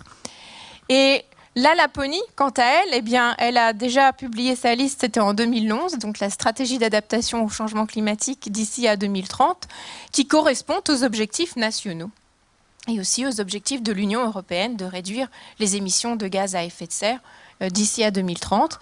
Et en Laponie, l'un des buts est que la population puisse prendre conscience, justement, qu'il faut essayer de diminuer sa consommation, son empreinte carbone. Et l'un des buts, là encore, mais aussi donc dans toute la Finlande, c'est de pouvoir la réduire de 50% d'ici à 2045. Donc j'espère que nous y arriverons, et j'espère que nous y arriverons dans tous les pays. Mais je pense que c'est plutôt bien parti parce qu'il y a de plus en plus de gens qui prennent réellement conscience du risque lié au réchauffement. Et c'est ce que dit aussi la stratégie, justement. La stratégie à la fois donc d'atténuation et d'adaptation au changement climatique, à savoir qu'il faut tous que nous y mettions du nôtre, en quelque sorte, et ça, je vais le dire dans quelques instants, pour essayer de diminuer nos émissions. Alors, avant de donner quelques exemples de solutions, je voudrais aussi dire que l'Institut finlandais de l'environnement étudie beaucoup le carbone suie, lequel est responsable d'une grande partie des émissions et du réchauffement local. Donc, si vous voulez, vous pourrez regarder sur Internet, justement, ce petit document qui a été publié et il sera actualisé bientôt puisqu'il y aura le Conseil des ministres de l'Arctique le 6 mai à Rovaniemi. Et ce qu'il faut retenir, c'est que le carbone suie est responsable d'en gros 6% du réchauffement dans l'Arctique, que je ne dise pas de bêtises, pardon, 25% du réchauffement dans l'Arctique, mais que 6% de ces émissions viennent des pays qui sont membres du Conseil de l'Arctique, justement. Donc c'est pourquoi ils ont un groupe d'études pour essayer de voir quel est l'impact de ces pays-là sur le réchauffement et comment est-ce qu'on peut diminuer, justement en diminuant aussi bien le transport maritime international que le secteur des transports, comment l'améliorer en Finlande, comment améliorer l'efficacité énergétique des véhicules et du système de transport sur la Finlande, comment est-ce que tout ça pourra justement concrètement diminuer les émissions de gaz à effet de serre, aussi bien en Finlande que dans les autres pays membres du Conseil de l'Arctique, et ainsi mettre un frein au réchauffement dans l'Arctique. Autre document qui peut vous intéresser, c'est climateguide.fi. Donc là encore, vous pouvez cliquer sur Google, faire une recherche et vous le trouverez. Vous aurez beaucoup d'informations liées justement à l'impact du réchauffement, aussi bien sur la biodiversité que sur l'agriculture en Finlande et en Laponie. Donc je vous le conseille. Là encore, publié conjointement entre l'Institut finlandais de l'environnement et l'Institut météorologique finlandais. Et puis, je vais vous parler un petit peu de l'exposition que j'ai faite sur le changement climatique en Laponie. Changement climatique en Laponie, que pouvons-nous faire? Donc cette expo, elle existe depuis 6 ans déjà. Il y a plusieurs versions linguistiques, dont la version anglo-française. Je vous invite à venir la voir à Paris cette année, au mois de décembre, à la mairie du 5e arrondissement. Cette expo relate justement des exemples de l'impact du réchauffement sur la biodiversité arctique en Laponie, mais aussi des solutions que nous pouvons tous prendre ensemble au quotidien afin de mettre un frein au réchauffement en adoptant une attitude plus éco-responsable. Alors justement, les solutions. D'habitude, je pose les questions au public ou aux scolaires quand ils viennent voir l'expo. Donc je ne vais pas vous demander maintenant de me donner les exemples que vous êtes capable de faire, mais en gros, ce qu'il faut savoir, c'est que les actions individuelles, puisque nous sommes plusieurs milliards sur Terre, eh bien, elles aideront beaucoup plus que les actions gouvernementales. À savoir que nous pouvons effectivement adopter une attitude plus éco-responsable, par exemple en marchant, en faisant du vélo, en prenant les transports en commun, au lieu de de prendre des voitures, c'est tout à fait possible. Nous pouvons adopter un régime plus végétarien aussi, voire devenir complètement végétarien, parce qu'il faut savoir que la production de viande génère beaucoup de gaz à effet de serre et qu'on pourrait aussi nourrir toute la planète en ne produisant du fourrage que pour les humains, au lieu de le produire d'abord pour le bétail. On peut aussi, je parle toujours de la politique des 3 R, on peut recycler, réutiliser, réduire notre consommation. Ça, c'est très important et c'est aussi à la portée de tous. C'est vrai que dans nos sociétés modernes, on a quand même tendance à acheter des choses dont nous n'avons absolument pas besoin. Donc, on peut aussi s'améliorer en ce sens. C'est tout à fait faisable. Et puis, qu'est-ce qu'on peut faire d'autre? On peut aussi manger davantage local, manger saisonnier. Avons-nous besoin de manger des fruits tropicaux en hiver? Non, bien sûr que non. Comme en font les Finlandais, du reste. Ou les Canadiens. Mais beaucoup de Français aussi, la cueillette des champignons, la cueillette des baies, c'est tout à fait possible et à portée de main là encore. Donc il faut, voilà, ce sont les modes de pensée petit à petit qu'il faut changer, il faut se remettre en question. Je pense qu'il faut presque se mettre devant un miroir et se dire, voilà, qu'est-ce que je peux faire concrètement pour ma planète, voilà, pour notre planète. Donc fort de cela, je pense que nous allons y arriver. En tout cas, je compte sur vous. Il y a tellement de choses que l'on peut faire. Et je suis sûre que vous faites déjà des actions, sans quoi vous ne seriez pas là, puisque vous êtes intéressés donc, par la biodiversité arctique. Je vous en remercie. Et il ne me reste plus qu'à vous dire, au nom de cette belle chouette, merci. Merci pour la Laponie, pour l'Arctique, pour la planète. Et je vous invite en Laponie en tant que touriste éco-responsable, bien sûr. Merci beaucoup, Stéphanie. Merci beaucoup à tous pour ce bel échange. On va continuer. Alors, moi, je suis pas scientifique. J'ai peut-être cette chance, cette liberté aussi de pouvoir voir les actualités, de partager, de visiter souvent ces régions polaires. Et d'avoir peut-être un autre regard, parfois un peu iconoclaste, ce qui me fait pas toujours des amis, mais je les assume parfaitement. Et là, cet après-midi, ça va pas s'arranger. Voilà, donc dernière nouvelle de l'ours polaire, c'est une conférence que je mets à jour régulièrement depuis une dizaine d'années, parce que les nouvelles, eh bien, il y en a souvent et elles évoluent. Et c'est bien, je crois, de se pencher de temps en temps sur cette actualité de l'ours polaire.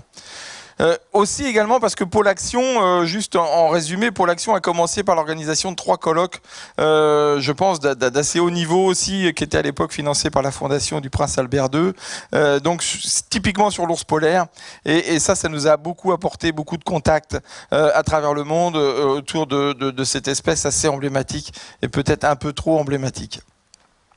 La présentation que je vais essayer de vous faire cet après-midi assez brièvement et qui va déborder, je pense, sur la table ronde à suivre, eh bien, elle vient entre autres de cette publication. Donc comment, quand on parle d'une espèce un peu trop emblématique, eh bien comment ça déborde et comment ça devient un problème aussi pour parler de l'Arctique et des problèmes de l'Arctique, parce qu'on a une espèce d'arbre énorme qui est l'ours polaire, ce symbole énorme qui cache peut-être tout ce qu'il y a derrière, et on l'a bien vu depuis hier après-midi. Il y a l'ours polaire, on va voir peut-être que sa situation est peut-être pas aussi dramatique que ce qu'on le dit, mais il y a aussi le lemming, le renard polaire, le phytoplancton et ainsi de suite, dont on parle pas assez. Et c'est pour ça que l'on a fait ce colloque, justement parce qu'on parle peut-être un peu trop de l'ours polaire et qu'il faut donner la parole aux autres scientifiques et aux scientifiques qui travaillent sur d'autres espèces. Donc je ne vous parlerai pas de l'Arctique, mais au sens large, mais juste pour résumer et voir ce que c'est que l'Arctique, parce que l'Arctique en fait c'est un vaste océan, hein, et puis l'ours polaire il va occuper que quelques petites parties au nord du Canada, peut-être dans certains endroits de la Sibérie, mais il n'occupe pas l'ensemble de l'océan Arctique. On a beaucoup parlé, entre autres lors des derniers colloques, aussi du cousinage avec l'ours brun et des hybrides. Donc comme vous le savez, l'ours polaire est un proche cousin de l'ours brun, et il partage un certain nombre de gènes. Et donc ça a été l'occasion aussi de beaucoup de communication autour de ces fameux hybrides. J'en parlerai pas cet après-midi, il y a eu 2 très belles conférences lors des derniers colloques autour de ces hybridations entre l'ours polaire et l'ours brun. Il faut bien savoir aussi que tout ce qui se dit pendant les colloques de Pôle Action est toujours disponible sur le site ours polaire en un seul mot au singulier.org, et vous pouvez retrouver toutes les autres conférences précédentes. Un rappel qui est assez important quand on parle de l'ours polaire, qui est un cycle qui est complètement dépendant de celui de la banquise, c'est donc de voir qu'il a une période d'alimentation assez intense au printemps et jusqu'au début de l'été, et qui va avoir un jeûne qui va démarrer vers on va dire la mi-juillet, pour les femelles jusqu'au mois de mars de l'année suivante. Donc ça, c'est le plus long jeûne connu chez les mammifères. Et puis pour les mâles et les femelles suitées et leur jeûne, eh bien, qui va se terminer ce jeûne vers le mois de novembre. Donc c'est important de voir que le cycle de l'ours polaire est complètement calqué sur celui de la banquise.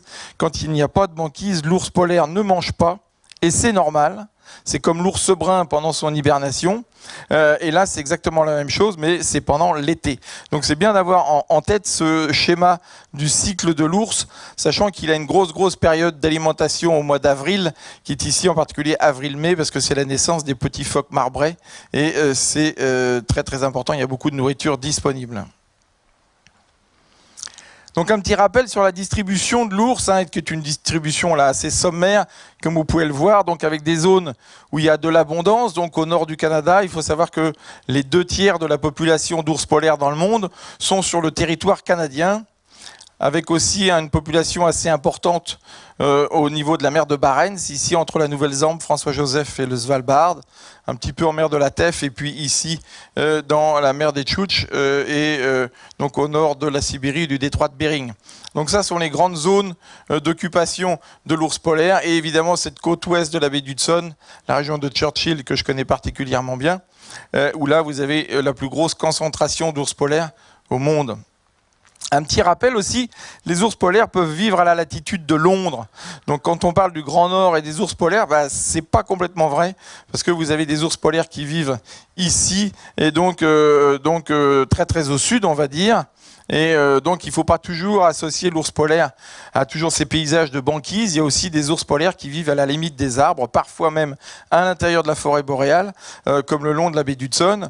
Et donc c'est pas tout à fait anachronique que de voir des ours polaires avec des arbres. Alors pour des raisons de facilité d'étude, les scientifiques, les membres du groupe des scientifiques spécialistes de l'ours polaire, eh bien ils ont divisé en 19 sous-populations l'aire de répartition de l'ours polaire. Alors là on attaque un sujet assez sensible qui est le nombre d'ours polaires qui ont été recensés. Le chiffre officiel, je dis bien officiel parce qu'il y a un chiffre officiel de la population d'ours polaires qui date de mars 2017, donc qui a été validé par l'ensemble des scientifiques qui travaillent sur la question, et d'une moyenne de 26 000 individus. Alors là, on va rentrer déjà dans un problème, c'est que le chiffre d'avant, qui datait de 2013 ou 2014, eh bien, était de 22 000. Ah, vous allez me dire, là, il y a un problème. Ça voudrait dire que la population d'ours polaires, que tout le monde nous dit en voie d'extinction, eh bien, aurait augmenté. Alors, elle n'a pas forcément augmenté, sauf qu'on met beaucoup plus de moyens peut-être pour les compter. Et donc, évidemment, on les compte avec beaucoup plus de précision. Mais n'empêche que le chiffre officiel est supérieur maintenant au chiffre précédent. Donc, ça veut dire que toute la communication, et on en parlera après, eh bien, n'était peut-être pas basée sur des chiffres qui étaient effectivement les bons. Donc, ces 19 sous-populations ont des réalités qui sont toutes différentes, et c'est là aussi que ça devient très compliqué de parler de l'ours polaire, parce que les populations ont des dynamiques très différentes, comme vous voyez ici. Il y aurait 3 populations qui seraient sur le déclin, 6 qui sont stables, une peut-être en augmentation, et 9 sur 19, dont on n'a aucune information.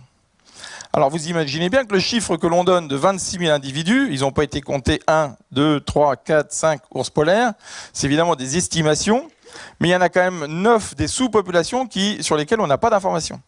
Donc ça veut dire qu'on ne connaît pas grand-chose en fait. Et peut-être qu'au lieu de 26 000 ours polaires, il y en a peut-être 32 000. On n'en sait rien et personne n'est incapable de le dire. Donc il faut bien avoir ça en tête, c'est qu'il y a une très grande imprécision dans la population d'ours polaires. L'ours polaire occupe, vous le savez peut-être, que l'ensemble de l'Arctique c'est 21 millions de kilomètres carrés, donc c'est gigantesque. On parle de 26 000 individus, c'est pas beaucoup, mais il est dispersé un petit peu partout. Moi, en regardant les textes anciens, et c'est là que c'est intéressant aussi de regarder la littérature ancienne des explorateurs et tous les gens qui étaient, par exemple, en mer de Barents au moment de la chasse à la baleine, au Spitzberg, et les explorateurs du nord de la Sibérie, on s'aperçoit que l'ours polaire était très très fréquent. Et donc, on peut imaginer qu'il y avait peut-être 100 000 ours polaires dans tout l'Arctique à une certaine époque.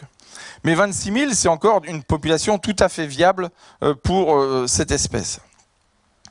D'autant que les dernières informations, les dernières recherches scientifiques qui ont été publiées sur les populations d'ours polaires, entre autres par Eric Reger, qui était un de nos invités dans... il y a 2 colloques de ça quand on était à l'UNESCO, donc qui est un Américain qui étudie les ours polaires dans la région du détroit de Bering. Eh bien, les dernières publications montrent qu'une population qui n'a pas été recensée quand il y a eu ce chiffre de 26 000 individus, elle n'avait pas été inclue à l'époque, on n'avait pas de résultats. Maintenant, on a les résultats et on a une population qui tourne autour de 3 000 individus dans cette zone. Donc vous voyez que ça devient compliqué parce qu'on a un chiffre qui est en augmentation, on a des populations sur lesquelles on a de plus en plus d'informations, et là on se découvre que cette population, et déjà Eric, c'était en 2015 je crois, le colloque à l'UNESCO, déjà Eric Reger nous annonçait qu'il soupçonnait que cette population était en augmentation, et puis il se trouve qu'il y a presque 3000 ours polaires qui traînent dans la région. Donc ça fait pas mal quand même. Donc c'est très compliqué de savoir combien il y a d'ours polaires sur notre planète. Alors c'est d'autant plus compliqué parce que là on a parlé de la banquise évidemment qui disparaît. Ça c'est évidemment inéluctable ou presque, comme nous l'ont expliqué nos amis canadiens, entre autres Philippe hier et aussi Valérie Masson-Delmotte en ouverture du colloque. Mais ce qu'il faut bien voir, c'est que par rapport au cycle de l'ours polaire, qui lui ne s'alimente pas pendant l'été, souvent quand on parle de disparition de la banquise, de cette surface qui permet à l'ours polaire d'aller chasser le phoque, souvent on parle de l'été, mais pendant l'été, normalement, il mange presque pas. Ce qu'il lui faut, c'est de la banquise pendant l'hiver. Et on s'aperçoit, ça c'est les cartes, vous voyez, du 25 mars, donc il y a peu de temps, mais que tout ce qui est en rouge, eh bien c'est de la glace très très épaisse, donc qui permet à l'ours polaire d'aller chasser. Donc il faut aussi remettre ça en perspective, parce que moi le but, quand je parle de l'ours polaire, c'est de dire attention, tout le monde parle de l'ours polaire. C'est vraiment cette espèce de monument iconique que l'on voit et que l'on voit sur toutes les couvertures de livres en se disant c'est bien, ça va faire parler du réchauffement climatique. Le problème, c'est que l'espèce n'est pas forcément la plus mal lotie, et peut-être loin de là, et on l'a vu entre autres avec le lemming, avec le phytoplancton, avec les variations aussi sur la végétation, et qu'il ne faut pas qu'avec cette espèce emblématique, eh bien on puisse se cacher derrière ça et oublier tout le reste. Et c'est vraiment le propos de tout ce que j'essaie de développer autour de l'ours polaire. Vous voyez une autre carte de la glace, vous avez le Svalbard ici, et donc la carte de la banquise donc du 26 mars dernier, et vous voyez qu'il y a de la banquise un petit peu partout, et ça a donné d'ailleurs sujet à discussion. Vous voyez ici les Nouvelles-Ambles, et ici on a vu des concentrations d'ours polaires récemment, on en parlera un tout petit peu plus loin, alors qu'il y a de la banquise. Alors pourquoi il y a des ours? C'est peut-être pour des raisons anthropiques tout simplement, et pas simplement des problèmes de réchauffement climatique. Il ne faut pas tout ramener au réchauffement climatique. Et vous voyez ici les anomalies. Donc ici, c'est une comparaison sur la couverture moyenne de la banquise. Et vous voyez les anomalies qui sont en particulier actuellement... hop, on va revenir. Voilà. Situées sur le nord-ouest du Labrador, à la base du détroit de Davis, au large de la terre de Baffin. Là, vous voyez des anomalies, donc très très au large, dans une zone où il n'y a apparemment pas d'ours polaire. Et donc ces anomalies, apparemment, au moins pour cette année, eh bien, ne toucheraient pas cette espèce. Donc vous voyez que ça devient déjà un peu plus compliqué quand on met tout en perspective. On se dit la population, elle va pas si mal, on va dire. Alors ça ne veut pas dire qu'elle n'est pas menacée, évidemment, mais pour l'instant, à l'instant T, elle ne va pas si mal. Et puis les anomalies de banquise, eh bien, si elles peuvent toucher d'autres espèces que l'ours polaire, entre autres des mammifères marins, eh bien, pour l'instant, l'ours polaire ne semble pas affecté avec ce genre d'anomalie. Alors pour comprendre tout ça, il faut évidemment suivre les ours polaires. Et un autre sujet qui prête à controverse autour de l'ours polaire, eh bien, c'est la fameuse pose de ces colliers autour du cou des femelles. Alors pas qu'on se soit dit que les femelles ours polaires étaient plus coquettes et qu'il leur fallait un collier, mais c'est parce que l'ours polaire mâle a une tête qui est moins large que son cou, et ça veut dire que le collier, il aurait tendance à le retirer assez vite, alors que les femelles ont un cou plus fin que leur crâne, et donc elles peuvent le conserver. Donc ça permet de voir et de suivre les déplacements des ours polaires et de voir quelle surface ils occupent lors de leur déplacement. Et on voit, vous voyez, ça date du mois de mars, j'ai plus la date en tête, novembre 2018, donc c'est relativement récent, où on suit un certain nombre d'ours polaires dans la baie d'Hudson, et vous voyez que l'ours polaire, eh bien, il se déplace. Les Inuits l'appellent l'éternel errant, c'est pas pour rien parce qu'il est toujours en balade à la recherche de phoques et des meilleurs territoires de chasse. Mais je voulais aussi vous montrer cette image qui nous vient du site d'une association dont je vais vous parler un petit peu plus loin, qui s'appelle Polar Bear International, et pour vous montrer aussi quelque chose sur cette image qui, moi, me choque. Je ne sais pas si vous voyez qui est-ce qui sponsorise ce collier. Le zoo de Caroline du Nord. Donc ça va être la suite de ma présentation, parce qu'il y a évidemment des gens qui utilisent l'ours polaire à des fins purement commerciales, et on le voit déjà, c'est eux qui sponsorisent les colliers pour suivre les ours polaires. Alors des ours polaires, moi j'ai eu la chance d'en voir beaucoup. Je continue à en voir beaucoup grâce à mes diverses activités. Et ça, c'est l'un des derniers ours que j'ai vus au Svalbard. C'était en juin l'année dernière. Et celui-là, il n'est pas famélique. Loin de là. Il est même en très très bonne forme. Il n'en avait pas grand-chose à faire de notre présence. Il était en train de casse-croûter sur son phoque qui lui convenait très bien. Et ça, c'est très à l'est du Svalbard, où on a vu beaucoup d'ours polaires et beaucoup d'ours polaires en forme. Parce qu'on vous montre beaucoup d'ours polaires qui vont pas bien, et je vous expliquerai tout à l'heure pourquoi, mais il faut aussi de temps en temps montrer des ours polaires qui vont pas mal. Parce que il faut bien comprendre que on ne peut pas non plus toujours noircir le tableau à outrance et exagérément. Il faut aussi parfois montrer les choses telles qu'elles sont sur le terrain. Ce qui est intéressant, c'est qu'en zoomant sur la photo, qu'est-ce qu'on s'aperçoit? C'est que cet ours perdu au fin fond du Svalbard, en train de manger son phoque tranquillement, et ben, il a déjà croisé la piste des scientifiques norvégiens, très certainement, et qui lui ont mis une petite pastille de téflon dans l'oreille pour savoir qui c'est. Donc il faut savoir qu'il y a énormément d'ours polaires qui ont été identifiés. Alors on leur met pas, comme je vous l'ai dit, on met des colliers parfois à certaines femelles, mais les mâles, et comme ça c'est un très gros mâle, eh bien on lui met un petit tatouage dans la lèvre et puis on lui met une petite pastille, et comme ça, si on retrouve son cadavre, éventuellement on saura un petit peu d'où il vient, qu'est-ce qu'il a fait dans toute sa vie. Donc ça, c'est aussi intéressant de voir ces animaux qui sont plutôt en très très bonne forme que l'on peut voir au Svalbard. Deux autres ours, que ceux-là ils sont de François-Joseph. Donc très au nord de la Sibérie, où j'ai eu aussi l'occasion d'aller assez récemment, et donc des ours en pleine santé, en pleine forme, sur une banquise tout à fait viable. Là, toujours pareil, c'est pas pour dire que tout va bien, loin de là, mais c'est pour dire aussi que c'est beaucoup plus complexe, et c'est ce que l'on essaye de montrer dans les colloques, que c'est beaucoup plus complexe que ce que l'on peut voir dans les médias habituellement, et que les ours polaires dans ces coins-là, en fait, ils vivent plutôt pas trop mal, et il y a beaucoup de ressources. Il faut savoir aussi que les phoques, on n'a pas fait de présentation sur les phoques, les populations de phoques vont plutôt bien, voire très bien.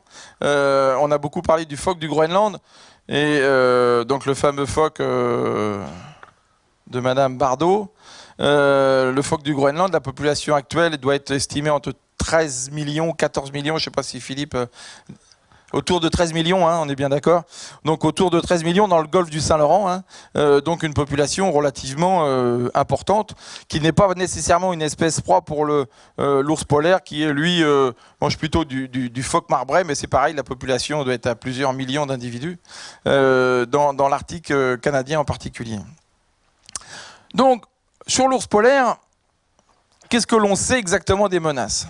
La pollution, on a eu des conférences qui ont été faites dans les précédents colloques qui nous ont bien montré que les ours polaires avaient des concentrations de polluants, en particulier en mer de Barents ou sur la côte est du Groenland, qui étaient assez importantes, voire très importantes. Ces polluants qui viennent de chez nous, hein, évidemment, donc des PCB, beaucoup, on l'a vu, hein, donc ces molécules qui sont lipophiles, qui se fixent sur la graisse et qui se transmettent tout au long de la chaîne alimentaire. On sait que les ours ont des taux de polluants qui sont relativement importants. Pour l'instant, on n'a pas mis en évidence réellement de pathologies qui peuvent être liées à ces polluants. Mais le problème, on le sait aussi, c'est que tout ce qui peut toucher l'environnement et les espèces animales, eh bien, ça peut être un ensemble de choses et pas simplement une chose. Ce qu'on peut savoir, c'est que les polluants, eh bien, ça peut être un stress supplémentaire aussi, entre autres, sur les appareils reproducteurs pour certaines espèces de mammifères. Le dérangement dans les zones de reproduction, il est assez indéniable, en particulier dans certaines zones au Canada, où j'ai eu l'occasion d'aller d'ailleurs, où j'étais peut-être l'un des précurseurs à aller voir des tanières et où je me refuse maintenant à aller parce que ce qui se fait là-bas ne me convient plus du tout, parce qu'on est dans un tourisme qui est maintenant complètement dérangeant, mais ils vont scier la branche sur laquelle ils sont assis, c'est dommage. Heureusement, des zones comme le Svalbard, hein, les Norvégiens sont quand même très très attentifs à la protection des zones de reproduction de l'ours polaire et interdisent tout accès aux zones de reproduction de l'ours polaire.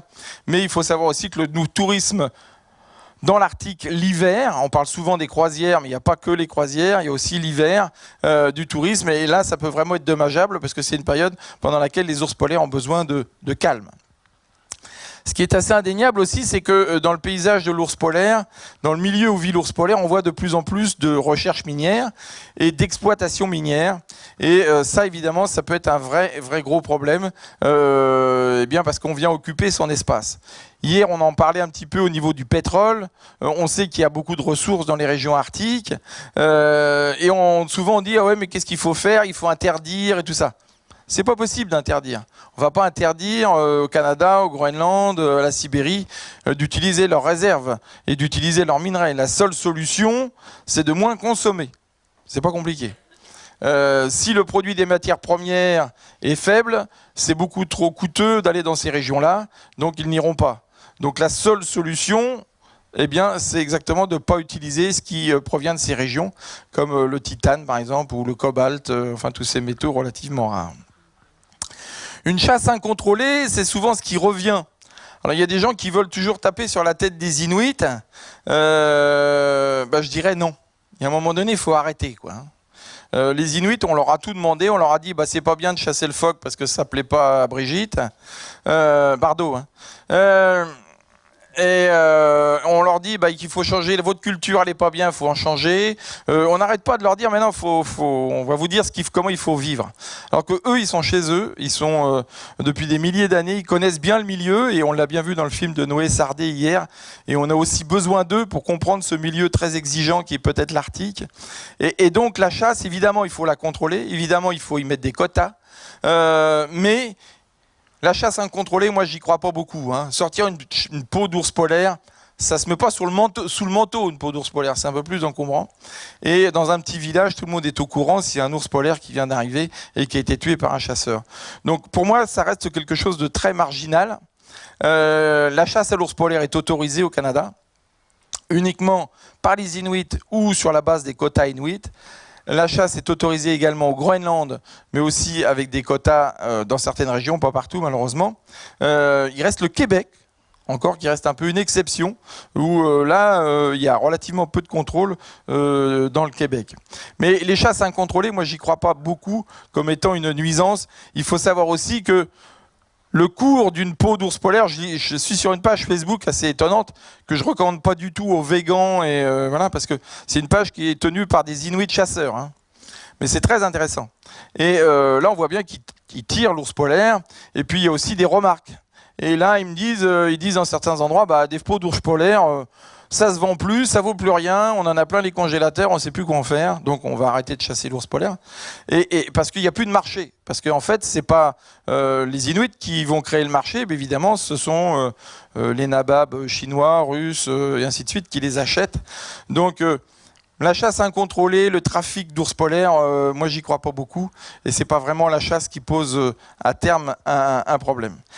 Par contre, ce qui est beaucoup plus problématique, c'est peut-être l'allongement des périodes sans banquise. Je vous l'ai montré au début. L'ours polaire dépend complètement de la banquise pour s'alimenter et surtout de la présence de cette banquise. Si la période sans banquise s'allonge, c'est-à-dire si elle se disloque plus tôt, si elle se forme plus tard, eh bien la période de jeûne est d'autant plus longue, et en particulier pour les femelles qui doivent mettre bas. Donc ça peut être à terme quelque chose qui risque de poser problème. Ça avait été mis en évidence il y a une quinzaine d'années en baie d'Hudson, mais apparemment ça ne s'est pas révélé très très juste au final. Mais ça peut être vraiment un problème si la banquise se forme plus tard ou se disloque plus tôt. Ça, c'est vraiment peut-être le gros problème. Alors le problème, on va arriver dans la période, pas qui fâche, mais qui essaye de mettre le doigt sur ce que l'on voit sur les réseaux sociaux et sur les médias. Moi, je pense que cette image, elle représente bien ce que l'on voit sur les médias actuellement. Il y a la partie... alors, c'est 1/8 qui est en surface, hein, et puis le reste qui est sous la surface, qui se représente la désinformation. Et puis, il y a aussi ça me plaît bien, ce petit schéma, parce que ça représente bien ce qu'on voit sur les réseaux sociaux. Et autour de l'ours polaire, eh bien, on aurait pu mettre des ours polaires à la place des moutons. Ça aurait été bien. Alors, on va commencer par cette image, que tout le monde a vue. Qui a été mise sur Facebook et tous les réseaux sociaux, qui a été reprise même par certains représentants de gouvernement. Et on a dit, bah oui, mais c'est un ours, c'est une marque évidente du réchauffement climatique. Le problème, c'est que sous le post Facebook de la photographe en question, c'est écrit en tout petit. Apparemment, la veille ou les jours précédents, il avait pris un coup de défense de morse dans l'arrière-train. Et donc, ce qui explique pourquoi il était extrêmement mal en point et pas bien du tout même. Donc voilà, ça c'est un exemple qui a vraiment ça a fait une traînée de poudre. Et puis on l'a vu partout. Et en fait, on s'aperçoit que c'est vraiment une image qu'on a sortie de son contexte et on lui fait dire ce qu'on veut. Il y en a une autre plus récemment qui est là peut-être qui pose presque plus de questions. Je vais vous raconter une petite anecdote. Puis j'ai des amis de France 2 dans la salle, donc ils vont... on m'appelle un samedi matin en me disant, bah voilà, on a vu cette petite vidéo, qu'est-ce que vous en pensez? On aimerait que vous nous en parliez pour le 13h. Bon, ok. Donc je vais à France 2, j'enregistre une émission, une interview pour le 13h. Et puis je leur explique que ce que je vais vous dire maintenant, c'est que cet ours-là, peut-être qu'il est malade, qu'il est vieux, qu'il a plus de dents, ce qui n'est pas impossible d'ailleurs, parce que quand on le voit là, peut-être qu'il n'est pas bien, et on ne voit pas beaucoup de canines, peut-être qu'il a perdu ses dents, qu'il a de l'arthrose, voilà. Mais qu'est-ce qui nous dit que c'est effectivement le réchauffement climatique? Ça, c'était au mois d'octobre 2018. Et donc j'explique tout ça à la journaliste, tout à fait sympathique, et il me dit, ah oui, c'est bien, c'est différent de ce qui se dit d'habitude. Bah oui, effectivement. Cette interview n'est jamais passée. Voilà, c'était juste une petite anecdote. Donc effectivement, on a pu raconter n'importe quoi avec cet ours, on a pu lui faire dire ce que l'on veut. Et voilà ce qui se passe. Le National Geographic, qui a très très largement diffusé cette image, s'excuse aussi que c'était peut-être pas bien de diffuser cette image d'ours polaire sur les médias et sur les réseaux sociaux et d'en faire tout un pataquès autour de cet ours malade et en disant que c'était le réchauffement climatique. Et là, on voit bien l'emballement aussi avec les réseaux sociaux, avec les médias, autour de l'ours polaire. Ce qui montre bien, là, ça aurait été un lemming qui était en train de claquer bêtement au milieu de la toundra, ça n'aurait pas fait la une des journaux, quoi, hein. Mais c'est un ours polaire. Donc on voit très bien comment ça s'emballe quand on a une espèce aussi emblématique que celle-là. Alors encore un autre exemple. Vous l'avez peut-être vu cette image. Alors on a dit voilà une preuve irréfutable du réchauffement climatique. Tous les ours affamés, ça c'est pris sur l'île Wrangel au nord de la Sibérie. Voilà une preuve irréfutable. Je crois qu'il y a presque 200 ours sur la photo, hein. Donc ce qui est évidemment gigantesque, hein. J'en ai vu beaucoup rassemblés parfois, mais pas autant. Alors, le problème, c'est qu'après, il faut zoomer sur l'image ou aller plus avant et voir ce qui se passe. Là, pourquoi il y a tant d'ours? C'est qu'ici, vous avez une carcasse de baleine. Hein, donc une carcasse de baleine, ça attire des ours à des dizaines et des dizaines de kilomètres à la ronde. Moi, je suis allé au nord de l'Alaska, à Kaktovik, où il y a des carcasses de baleines. Vous avez plusieurs dizaines d'ours polaires qui sont là parce qu'ils sont attirés par la carcasse de baleine. Donc jusqu'à là, pas de problème. Et puis on dit, ah bah oui, mais c'est parce que ce sont que des ours affamés qui sont rassemblés. Alors après, on regarde l'image d'un peu plus près. Et puis on voit bien que ces ours affamés, entre autres, je vois ici 2 oursons qui sont ronds comme des balles, avec leur femelle leur mère qui est devant. Et puis quand on regarde un petit peu, on s'aperçoit qu'il n'y a pas beaucoup d'ours affamés dans la région. Donc cette preuve irréfutable de problème pour l'ours polaire, bah, ça tombe un petit peu à l'eau. Mais par contre, il faut aller un petit peu plus loin que le discours que l'on veut mettre avec ces images-là. Hein, donc ça, je dirais que c'est un comportement tout à fait normal, qu'il y ait des concentrations d'ours polaires dès qu'il y a une baleine échouée. Évidemment, c'est de la nourriture facile. On est en été, je vous l'ai dit, ils n'ont rien à manger, ce qui est normal. Mais s'ils ont quelque chose à manger de facile, eh bien, ils vont le manger. Donc, bah voilà, ça tombait bien. Et donc, ils ont pu manger abondamment sur cette baleine. Et vous voyez bien une leçon intéressante, par contre, à prendre de cette photo. C'est que les ours polaires, quand ils ont beaucoup à manger, bah, ils invitent les copains. Et puis, au lieu que cet animal soit solitaire, eh bien, ils mangent, ils partagent ensemble.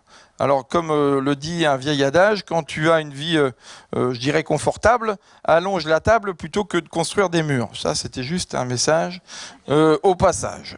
Voilà. Ça, c'est plus récent. Oui, je parle... oui, d'accord, oui, il reste 1 minute 30. J'ai dépassé d'1 minute 30. Ça, c'est plus récent. Ça, c'est en Nouvelle-Zambie. Donc on a vu ces images, évidemment c'était un problème pour les habitants de Nouvelle-Zambie. Il faut savoir qu'en Russie, eh bien, il y a de plus en plus de population humaine, ce qui fait de plus en plus de déchets. Rien n'est prévu pour les déchets évidemment, comme c'était le cas avant dans la ville de Churchill au Manitoba. Et évidemment ces ours qui n'ont rien de famélique, hein, on peut le voir là, celui-là il est beau, ils n'ont rien de famélique, eh bien ils vont vers des sources de nourriture tout à fait faciles. Et donc là ils sont dans les poubelles parce qu'il y a maintenant des villages très très au nord où il y a plusieurs milliers d'habitants. Alors évidemment pour les prendre la poussette, là ça peut poser un problème. Voilà ce que ça peut donner en Sibérie, mais c'est vraiment la présence humaine qui attire ces ours. Hein, il y a de la banquise pas loin, mais les ours sont très pragmatiques et ils vont chercher la nourriture le plus facilement possible et donc au contact de l'homme. Je vais pas pouvoir parler des zoos, c'est dommage. Si, je vais parler des zoos quand même. Tout le monde est d'accord. Ouais, j'étais trop bavard. Excusez-moi, c'est moi qui réclame toujours de suivre le timing. Mais donc pour terminer, je vais vous parler des zoos, parce que ça c'est vraiment ce qui se passe actuellement de plus compliqué autour de l'ours polaire. Cet ours-là, vous le connaissez tous, c'est Knut, qui est né dans le zoo de Berlin, qui a vécu 4 ans, qui est mort dans des souffrances assez terribles parce qu'il avait un problème cérébral, enfin nerveux. Et donc quand il est sorti, eh bien ça a été une émeute. Le zoo de Berlin a été coté en bourse, ils ont déposé la marque Knut, ils ont gagné énormément d'argent. Et ça a été tout à fait terrible, parce que ça a lancé la mode de la reproduction des ours polaires dans les zoos. Ça c'est tout à fait récent. Parce que maintenant, tous les zoos volent leurs petits ours polaires. Parce qu'évidemment, c'est très bankable. Et en plus, ça tombe bien. Parce que l'un des plus grands spécialistes nord-américains de l'ours polaire a dit « Pour sauver l'espèce, il faut qu'il naisse dans les zoos. » Bah voyons. C'est tellement plus simple. Et donc, maintenant, il y a des ours polaires dans tous les zoos, dans les grands zoos, et puis il y a des naissances qui marchent de mieux en mieux, et donc c'est bien parce que tous ces zoos-là, eh bien, surfent abondamment sur l'ours polaire et gagnent beaucoup d'argent. Donc tout va très bien. Et ça devient des têtes de gondole tout à fait appréciables, comme ici au zoo de la Flèche, où vous pouvez même dormir pour 480 € par personne la nuit, au milieu des ours polaires. Donc si ça vous fait envie, pas moi, parce que vous avez de l'autre côté de la vitrine, vous avez un ours polaire qui a des comportements complètement ahurissants, et donc c'est sans intérêt. Et puis vous avez d'autres zoos qui vont maintenant s'équiper avec des ours polaires, parce que c'est tellement bankable que ce serait dommage de s'en priver. Donc vous avez un zoo en Belgique, donc le zoo de Péridesa, qui va avoir 3 ours polaires très bientôt. Sachant que le directeur du zoo de Péridesa est un des membres du conseil d'administration du WWF. Donc ça laisse rêveur. Et surtout, ce qui laisse rêveur aussi, pour terminer peut-être, c'est ce fameux logo de cette association Polar-Bear International. Pourquoi? Parce que le directeur scientifique de cette association est donc un scientifique très connu aux États-Unis, spécialiste de l'ours polaire, qui lui a vraiment formulé auprès des zoos qu'il fallait faire reproduire les ours polaires en zoo. Mais donc c'est le directeur scientifique de cette association qui vit des dons des zoos. Donc, vous imaginez le cycle. Vous avez un scientifique de renommée mondiale qui dit bah oui, il faut que les zoos reproduisent l'ours polaire. Les zoos donnent de l'argent à l'association et tout le monde va bien et tout le monde est content et tout le monde va avoir des petits ours polaires. Mais on leur donne des jouets à ces petits ours polaires, comme ici au Marineland d'Antibes, parce que c'est vrai que les ours polaires aiment bien les ballons, c'est bien connu. Ils en ont très souvent sur la banquise. Alors voilà, juste pour terminer, un petit clin d'œil. Moi, j'aime bien ce petit ourson. Moi, j'ai filmé ça, il faisait moins 45 degrés. Et ça, c'est la réponse des ours polaires au zoo. Merci à vous. Merci beaucoup, Rémi.